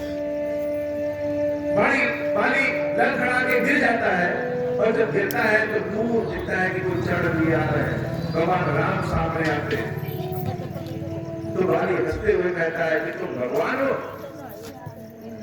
लोग कहते हैं राम तुम भगवान हो और धर्म के रक्षा के लिए तुमने अवतार लिया, लेकिन तुम भगवान नहीं, तुम तो बहुत मूर्ख हो। जिस रावण ने तुम्हारी स्त्री का हरण किया, अरे तुम मेरे पास आए होते, उस रावण को तुम बगल में दबा के घूमे, तुम चले गए कहां? सुग्रीव के। और अगर भगवान हो तो छुपके क्यों मारा? राम जी मुस्कुराते हैं और बाली से कहते हैं, बाली तुम्हारा दोष यही है क्योंकि तुम अहंकारी अभिमानी हो। तुम जानते हो कि हम भगवान हैं, मानते हो इस बात को कि हम भगवान हैं। क्या तुमको तब नहीं समझ में आया कि जब तुम्हारी पत्नी ने तुमको रोका कि न जाओ? बाली सोचता है कि जब मेरी पत्नी और मेरे बीच बातचीत हो रही थी, उस समय में कोई और नहीं था, यही थे। अगर उस समय की बात राम जी को पता है, अर्थात राम जी भगवान है, तो पहला प्रश्न तो उसका धराशायी हो गया। दूसरा प्रश्न कि तुम छिपके क्यों मारे? तो अगर हम भगवान मानते हैं तो भगवान तो सबको छुप करके ही मारते हैं। क्या किसी के सामने यमराज सामने आए हैं कि हाँ आज हम तुमको मारने आए, पूरा गांव भर लेकर आओ? भगवान तो सदैव छुप करके मारते। और छुपते किसके? व्यक्ति के कर्मों के पीछे। हमारे कर्मों के पीछे भगवान छुप करके, काल बन करके मारते। तो हे बाली, अगर तुम मान रहे हो कि मैं भगवान हूं, तो यह प्रश्न ही तुम्हारा व्यर्थ है। और तुम कह रहे हो कि मैंने तुमको कभी बताया नहीं। बार बार मैंने समझाया, कभी तुम्हारे पत्नी के मुख से। एक बार तुम्हारे भाई को भेजा सुग्रीव युद्ध करने के लिए, उस समय तुमको छोड़ दिए, नहीं मारे। फिर से हमने सुग्रीव को माला पहनाया, तब भी तुमको याद नहीं आया कि इनके पीछे राम है। बार बार संदेश हमने भिजवाया, लेकिन जो अहंकारी अभिमानी होता है उसको संदेश समझ में नहीं गया। अब तो बाली जान गया कि मेरी चतुराई प्रभु के सामने नहीं चलेगी। क्षमा मांग लिया कि प्रभु क्षमा करिए, गलती हो गई, मैं अहंकारी हूं। और राम इतने दयालु कि बाली से कह रहे हैं कि कहो तो तुम्हारे जीवन को फिर बचा दे। बाली कह रहा है, प्रभु मैं मूर्ख भले हूं, बंदर भले हूं, लेकिन जो मुख में राम नाम नहीं आता है, वह सामने राम नाम आए हैं, तो ऐसी मृत्यु कौन नहीं चाहे? फिर बाली ने अपने पुत्र अंगद का हाथ पकड़ा और भगवान से कहा कि इसकी बाह को पकड़ ली, हमारे पुत्र की बाह को पकड़ लीजिए प्रभु। हम लोग किसी का हाथ में पकड़वाते, लेकिन बाली ने ऐसे नहीं किया। हम जब अपने बच्चों का हाथ पकड़ते हैं तो एक तरीका है कि अपनी उंगली बढ़ा दिए, बच्चा उंगली पकड़ लिया। लेकिन जब बहुत ज्यादा भीड़ देखते हैं तो हम छोटे बच्चे की बाजू पकड़ लेते हैं। तो बाली ने अपने पुत्र अंगद की बाजू राम से पकड़वा दी कि प्रभु मैं तो जा रहा हूं, लेकिन मेरे समान यह अंगद है, अपनी सेवा में सदैव लगाए रखें। बाली की मृत्यु हो गई। सुग्रीव का राज्याभिषेक होता है। 4 महीने तक भगवान पर्वत पे निवास करते हैं और सीता को याद करते हैं। बारिश हो रही है, उस बारिश में भगवान जाकर के रो रहे हैं कि बारिश में रोने से कोई मेरे आंसू नहीं देख सकता। सबके सामने राम रो भी नहीं सकते।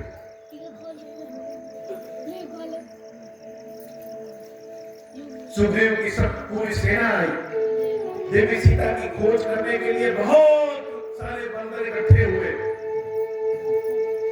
हर दिशाओं में बांदरों को भेजा गया। सुग्रीव ने कहा कि 1 महीने के अंदर अगर जानकी नहीं मिली तो सारे बांदरों का वध कर देगा। बिना सीता को ढूंढे जो आया वह मुझसे मृत्यु दंड प्राप्त करेगा। लेकिन जो टोली दक्षिण दिशा में जाना था, देवी सीता को मिलने की संभावना जिस दिशा में सबसे ज्यादा है, उस टोली में हनुमान जी महाराज, जाम्बवत जी महाराज, नल, नील, अंगद, जितने बलिष्ठ बानर थे सब एक टोली में। सारी सेना आकर के भगवान की जगहों को छू रही है। भगवान सबको आशीर्वाद दे रहे हैं। हनुमान जी लाइन में लगे हैं और जब भगवान के पास पहुंचने का नंबर आता तो हनुमान जी फिर से पीछे चले जाते। हम लोग कहीं मंदिर में जाते हैं तो चाहते हैं कि लाइन तोड़ करके आगे पहुंच जाए। हनुमान जी महाराज क्या कर रहे हैं? सबसे पीछे चले। क्यों? क्योंकि पीछे जितनी देर रहेंगे उतनी देर तक राम के दर्शन करेंगे। और जो दो चार लोग पीछे खड़े हैं वो लाइन में नहीं लगना चाहते, उनको भी हकार करके चलो चलो चलो चलो चलो। हनुमान जी महाराज सबको ले आते हैं और अंत में पहुंचते हैं और भगवान के श्री चरणों को छू करके जब निकलना चाहते हैं तो राम जी हनुमान को रोक लेते। वही अंगूठी जो केवट को देने के लिए देवी सीता ने राम को दिया था, उस अंगूठी को निकाल करके हनुमान को देते हैं। कहते हैं हनुमान, जब जानकी मिलेंगी तो हमारे प्रेम के बारे में, हमारी शक्ति के बारे में जानकी को बहुत समझाना और कहना कि राम आएंगे। हनुमान जी महाराज अंगूठी लेकर के आगे बढ़ जाते हैं। सब लोग मिल करके जानकी को हर जगह ढूंढते हैं, पहाड़ों में, कतराओं में, कोहों में, जंगलों में, जानकी कहीं नहीं मिलती। ढूंढते ढूंढते ढूंढते ढूंढते एक समय ऐसा लगा कि सारे बांदरों की भी मृत्यु हो जाएगी भोजन और पानी के बिना। हनुमान जी को लगा कि सीता तो बाद में मिलेगी, अगर जल नहीं मिला तो सारे बंदर अभी मर जाएंगे। तो क्या करें? जल कहां ढूंढे? एक पर्वत दिखा। हनुमान जी महाराज सबसे कहे कि चलो पर्वत पे चढ़ जाओ, वही जल मिले। सारे बानर पर्वत पे चढ़ जाते हैं और जब वहां जाते हैं तो वहां जल मिल ही नहीं रहा। हनुमान जी से कहे कहां जल है? हनुमान जी महाराज ने दूर देखा कि एक जगह बहुत सारी चिड़िया मंडरा रही है, इसका मतलब कि वहां जल होगा। तो वहीं चलो। हम लोग भी जब समस्या में घिर जाए उस जगह पे ना देखें, उस समस्या से ऊपर उठ के देखें इसका समाधान कहां है। सारे वानर लोग वहां जाते हैं और वहां एक गुफा है। गुफा में जब जाते हैं तो एक देवी तपस्या करती है। देवी को जब लगा कि कुछ लोग आए हैं, उन देवी का नाम है स्वयं प्रभा। तो बांदरों को देख करके देवी खड़ी हो जाती है, उन बांदरों को फल फूल खिलाती है, शीतल जल पिलाती है और सबसे कहती है कि जानकी को ढूंढ लिए। सारे बानर कहते हैं बहुत ढूंढे लेकिन जानकी मिली नहीं। तो बहुत ढूंढे तो कैसे ढूंढे? आंख खोल के ढूंढे? सारे बानर कहते हैं आंख खोल करके ढूंढे। तो अगर जानकी आंख खोल करके नहीं मिली तो आंख बंद कर। भगवान को आंख खोल करके ढूंढिए नहीं मिलते। भगवान कैसे मिलते? आंख बंद करके। कभी किसी तीर्थ स्थल पर लोग जाते हैं, बहुत दूर से जाते हैं कि चल करके भगवान के दर्शन करें, लेकिन जब भगवान की मूर्ति को वहां देखते हैं तो जाकर के क्या करते हैं? देख करके आंख बंद कर देते। क्यों? हम तो गए हैं दर्शन करने, इतनी परेशानी में यात्रा करके गए हैं और जब सामने भगवान देखते हैं तो आंख बंद कर लेते हैं। क्योंकि भगवान बाहर के साथ साथ भीतर है। जिस मूर्ति को देखते हैं, जिस भगवान के रूप को देखते हैं, उस रूप को फिर देख के आंख बंद कर लेते हैं। वह रूप हमारे अंदर रहे तो जानकी आंख बंद करने को मिलती। सारे बांदरों ने आंख बंद कर लिया और जब आंख खोल रहे हैं तो कहां देखे? अपने आप को समुद्र के किनारे पहुंचा। बहुत विशाल समुद्र। अब तो आगे रास्ता भी बंद है, अब कहां जाए? और वह जो देवी है, वह देवी कौन थी? वह देवी है वैष्णो देवी। आज जिस देवी का नाम हम लोग वैष्णो देवी मानते हैं, वही देवी है जो आज भी भगवान की प्रतीक्षा में बैठ करके तपस्या करती है। सारे बानर सोचते हैं तो समुद्र के किनारे आ गए, यहाँ तो जल भी नहीं है, जो जल है वो खारा है, कुछ दिख नहीं रहा है, रास्ता भी बंद है, यहाँ कहां सीता मिलेगी? लगा कि अब तो प्राणों से हाथ धोना पड़ेगा,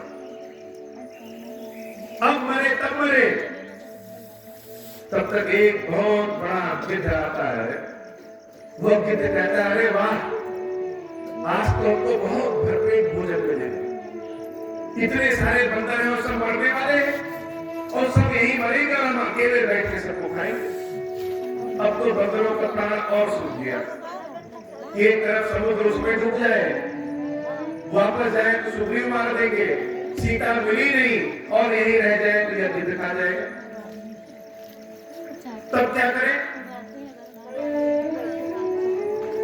तो अंगद जी महाराज जब कुछ समझ में नहीं आया तो राम राम राम राम राम राम राम चिल्लाने लगे। उसी में दूसरे बंदर कह रहे हैं जटायु बहुत अच्छा था जिसने राम की बहुत सेवा। जब वो गिद्ध सुनता है क्या जटायु, क्या हुआ जटायु को? तो बांदरों ने कहा कि जटायु को रावण ने मार दिया। तो गिद्ध कहता है कि मेरा नाम संपाति है और जटायु मेरा भाई है। एक बार हम दोनों भाई बहुत आसमान तक ऊपर ऊंचाई पे उड़े और जब सूरज के किनारे पहुंच गए तो हमारे भाई का पंख जटायु पर जलने लगा। अपने भाई को बचाने के लिए हमने अपने पंख को फैलाकर अपने भाई को उस पंख में समेट लिया। मेरा भाई जटायु तो बच गया लेकिन मेरा पंख नहीं। जब हम बेसुध होकर के धरती पर पड़े थे तो चंद्रमा नाम के एक ऋषि आए। उन ऋषि ने कहा था कि जब राम जी के दूत सब आएंगे सीता को खोजने और जब तुम सीता का पता बताओगे तो तुम्हारे पंख नए हो गए। वो गिद्ध कहता है मैं देखा हूं तुम नाही गीधई दृष्टि अपार। मैं सीता को देख रहा हूं, तुम लोग नहीं देख सकते। क्यों? क्योंकि भगवान ने हमको इसीलिए बनाया है। भगवान ने जिसको भी बनाया है कुछ ना कुछ सोच समझ के बनाया है। यह ना कोई सोचे कि हमको बनाया है, हमको तो राम ने कोई गुण ही नहीं दिया एकदम से बेकार। नहीं, कुछ ना कुछ सोच समझ करके बनाया है। हम और आप उस गुण को पहचान नहीं पा रहे। आज संपाति को लग गया कि अगर मैं गिद्ध बना हूं तो इसके पीछे प्रभु की कृपा है। क्यों? क्योंकि गिद्धों की आंखें बहुत दूर तक देख सकती हैं। तो सीता का दर्शन मैं कर सकता हूं, तुम लोग नहीं कर सकते क्योंकि तुम लोग तो बंदर हो। गीधई दृष्टि अपार, गिद्धों की दृष्टि अपार है। और मैं देख रहा हूं कि सीता अशोक वाटिका में लंका में बैठी है, रो रही है, राम राम राम राम कर रही है। यह कह के वह संपाति के पंख निकल गए, उड़ के चला गया। अब नई विपत्ति सामने। अब तक तो लक्ष्य को नहीं पता, जैसे हम लोगों को पता ही नहीं हम लोग जन्म किस लिए लिए। सुबह शाम भोजन करना, रात को सो जाना, फिर सुबह शाम भोजन करना, फिर रात को सो जाना, कहीं ट्रैक्टर चलाना, कहीं खेत जोतना, कहीं कुछ करना। लेकिन हमने जन्म क्यों लिया? मनुष्य का जन्म क्यों है? जिसको यह पता चल जाता है कि हमने जन्म क्यों लिया उसका जीवन वही धन्य होगा।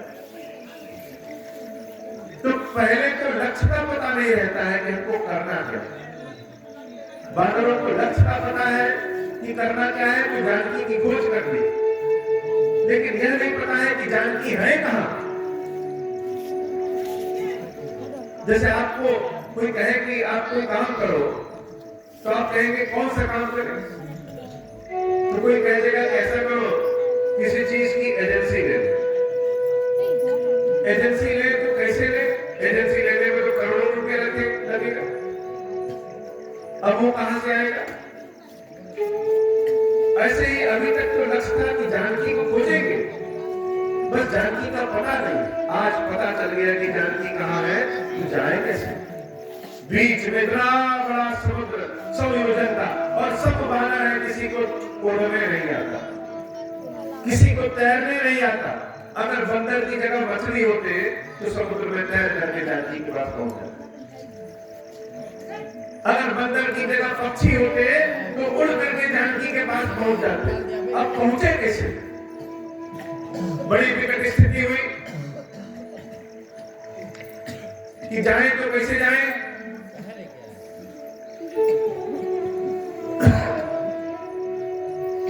अंगद जी महाराज कह रहे हैं ये समुद्र हम पार तो कर सकते हैं, लेकिन चले तो जाएंगे लेकिन लौट के नहीं आ पाएंगे।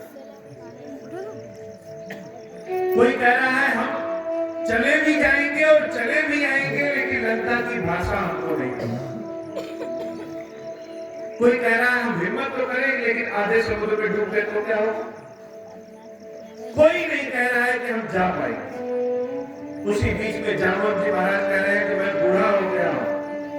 जब मैं जवान था तो वामन भगवान जब विराट स्वरूप में आए थे तो हमने 2 घड़ी में 7 चक्कर लगाए थे। आज हम बूढ़े हो गए लेकिन चले गए हो। तो जाए तो कैसे जाए और जाएगा कौन? जिसको अपना बल याद है, सब सामर्थ्य हार गए कि अब हम सीता को ढूंढने नहीं जा सकते, समुद्र पार नहीं कर सकते। लेकिन एक बानर ऐसा है जो दूर एक पत्थर पर बैठ के अपने आप में राम राम राम राम राम राम, मतलब ही नहीं है कि वह महफिल क्या कर रही है। जामवंत जी महाराज वहां जाते हैं और कहते हैं हनुमान कुछ बोल ही नहीं रहे, जैसे लग रहा है हनुमान कह रहे हैं तो किसी दूसरे को बुलाया जा रहा है। वो अपना राम राम राम राम राम राम कर रहे हैं। हनुमान जी महाराज कह रहे हैं काच प्रसाद बलवाना, हे हनुमान चुप क्यों हो? सारे लोग कह रहे हैं, कोई कह रहा है कि हम जाएंगे, कोई कह रहा है कि हम आधी दूर तक जा सकते हैं, तुम तो कुछ बोल ही नहीं रहे। और इन सब में बलवान कौन है? तुम। तो बलवान क्यों? जो व्यक्ति अपनी शक्तियों की बढ़ाई न करे वही बलवान। यहाँ तो लोग एक मच्छर को मारेंगे तो कहेंगे शेर को मार रहे, दुई करेंगे और कहेंगे 200 किए। वो बलवान नहीं है। जो बलवान होगा, जो कहने वाला होगा, जो करने वाला होगा, वो कहेगा नहीं, कर देगा, किसी को पता नहीं चलेगा। तो हनुमान जी महाराज कहते नहीं। तो कांच पिशाच रह बलवाना, शक्ति को याद दिलाना पड़ता है। सबके जीवन में कोई ना कोई जागरूक होना चाहिए जो याद दिलाए कि आप कौन हैं। संसार का कोई काम असंभव नहीं है जो आप न कर सकते। हनुमान जी महाराज को कोई फर्क नहीं पड़ा। जामवंत जी महाराज कह रहे हैं पवन तनय बल पवन समाना, तुम्हारा शरीर जो है वह पवन देवता का दिया हुआ, तो पवन पुत्र और बल भी पवन के समान है। हवा से ज्यादा शक्तिशाली कौन है? हे हनुमान, बुद्धि विवेक विज्ञान निधाना, तुम्हारे पास बुद्धि बहुत है, विवेक बहुत है, विज्ञान के तुम बहुत बड़े धनी हो, क्यों चुपचाप बैठे? हनुमान जी महाराज अपनी प्रशंसा सुन रहे हैं लेकिन कोई फर्क नहीं पड़ रहा। बहुत लोगों के कान खड़े होते हैं कहीं मेरी प्रशंसा सुनाई दे, लेकिन हनुमान जी महाराज किस लिए बलवान है? क्योंकि उनको किसी चीज से कोई मतलब नहीं। कवन सुकाज कठिन जग माही, जो नहीं होई तात तुम पाई। हे हनुमान, संसार में ऐसा कौन सा काम है जो तुम्हारे लिए कठिन? हनुमान जी महाराज कुछ बोल ही नहीं रहे, कोई फर्क नहीं पड़ रहा, लेकिन काम करवाने वाले को पता होना चाहिए। जामवंत जी महाराज कह रहे राम काज लगी तब अवतारा। जैसे हनुमान जी महाराज के कान में सुना, क्या राम के काम के लिए मेरा अवतार हुआ, सुनते ही भयो पर्वताकारा, सुनते ही पर्वत के समान बड़े हो। पता चल गया कि किस लिए हम आए हैं। राम जी का जहां काम होता है वहां हनुमान बहुत विशाल हो जाता है। सुनते ही भयो पर्वताकारा, पर्वत के समान खड़े होकर के हनुमान जी हो गए हो। जैसे लगा हनुमान जी के अंदर भगवान शंकर की शक्ति समाहित हो गई, हनुमान जी के अंदर भगवान शंकर की कृपा समाहित हो गई। और जब हनुमान जी बड़े हो गए तो सिंहनाद करी बारह बारह। बंदर कहीं सिंहनाद करता है, बंदर कहीं दहाड़ता है, लेकिन आज बंदर दहाड़ रहा। बड़े होकर के हनुमान जी कह रहे हे जामवंत, बताओ तुम्हें कि मुझे क्या काम करना है।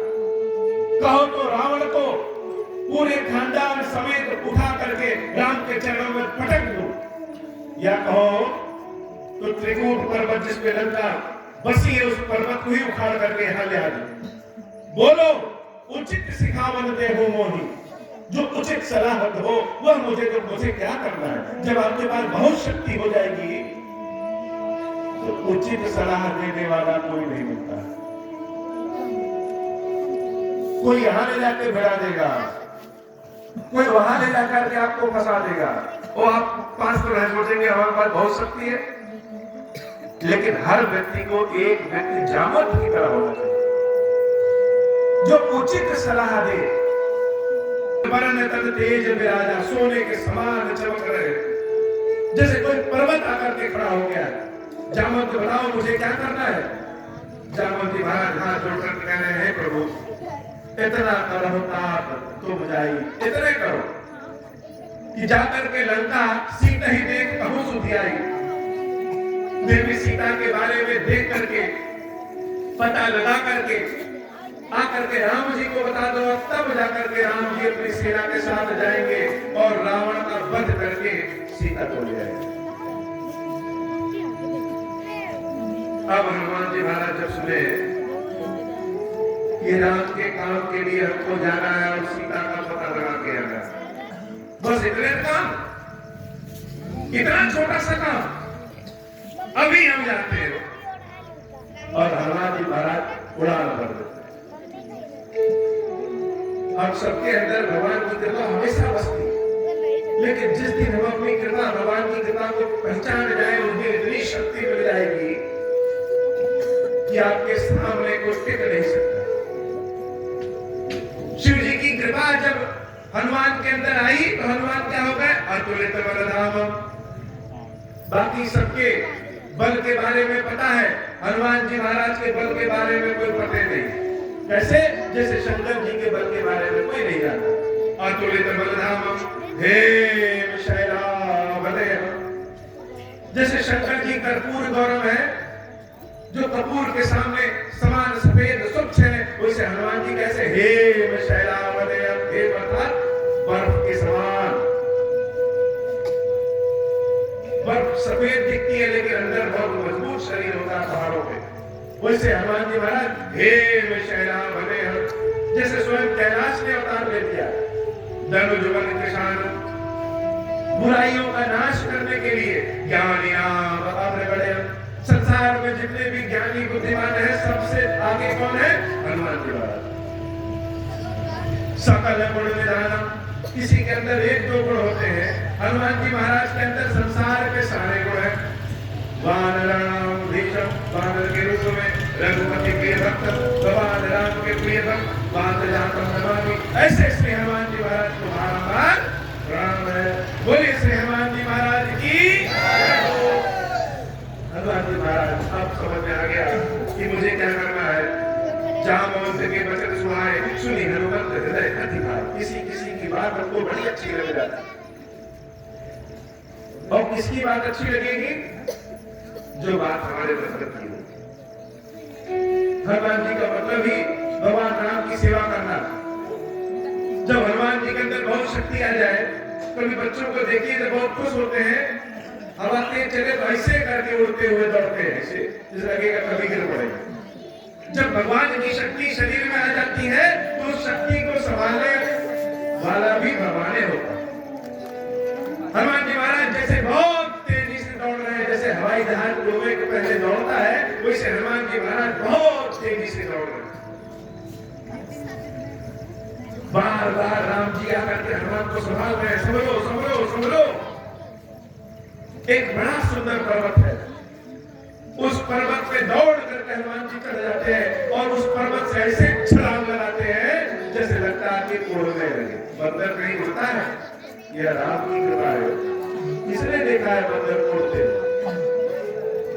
यह भगवान की कृपा है।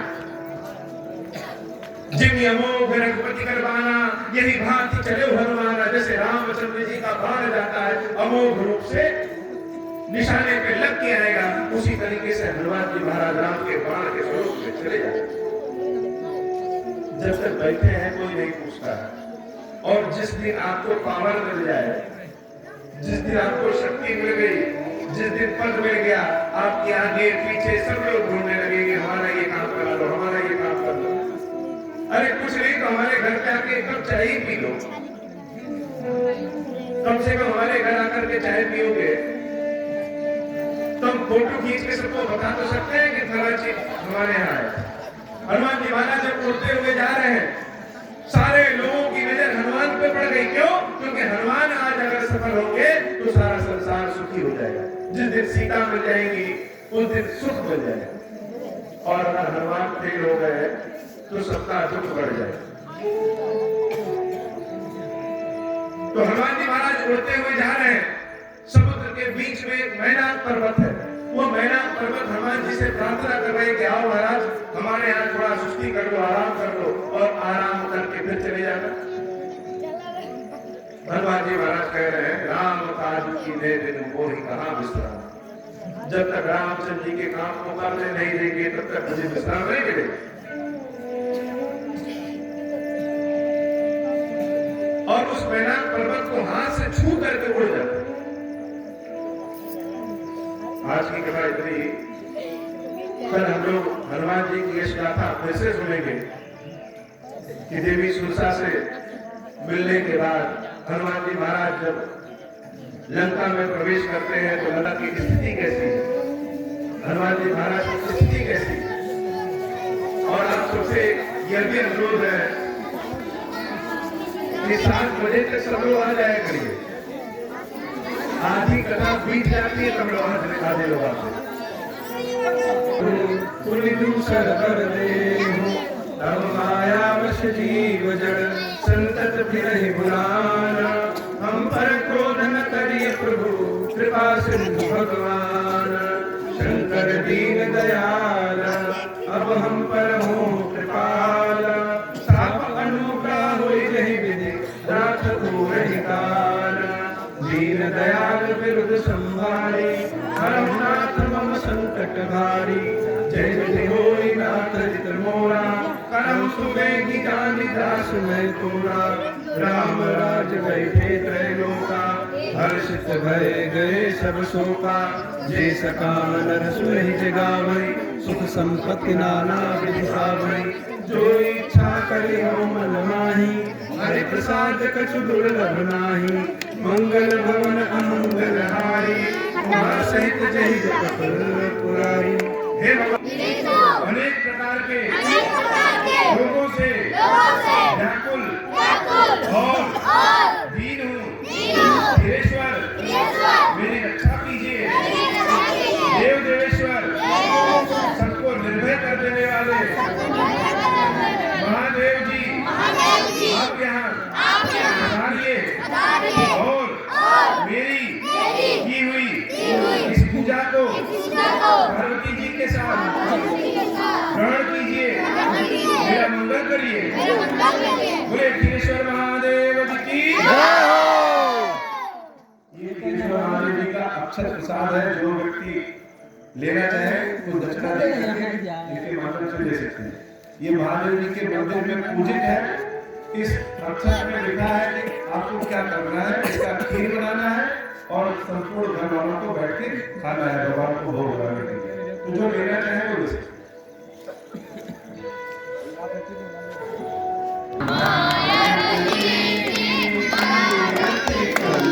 ललित सियति की गान ब्रह्मादिक मुनि नारद वाल्मीकि ज्ञान विशारद। सुख सनकादिशेष अर सारद ब्रह्म पवन सुत कीरतनी की। आरती श्री रामायण जी की। गावत वेद पुराण अष्टदश छौ शास्त्र सब ग्रंथन को रस। गुंजन धन संतन को सर्वस। सार अंश समंत स्वदही की। आरती श्री रामायण जी की।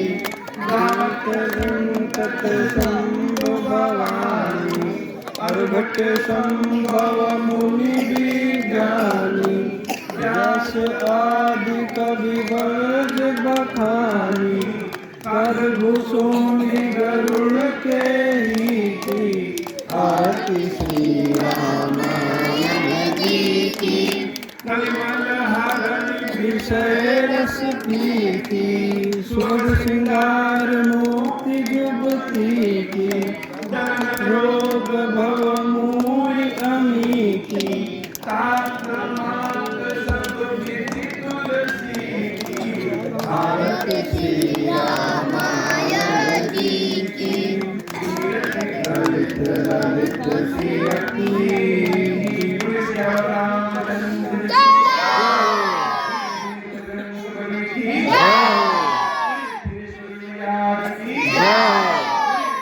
महादेव की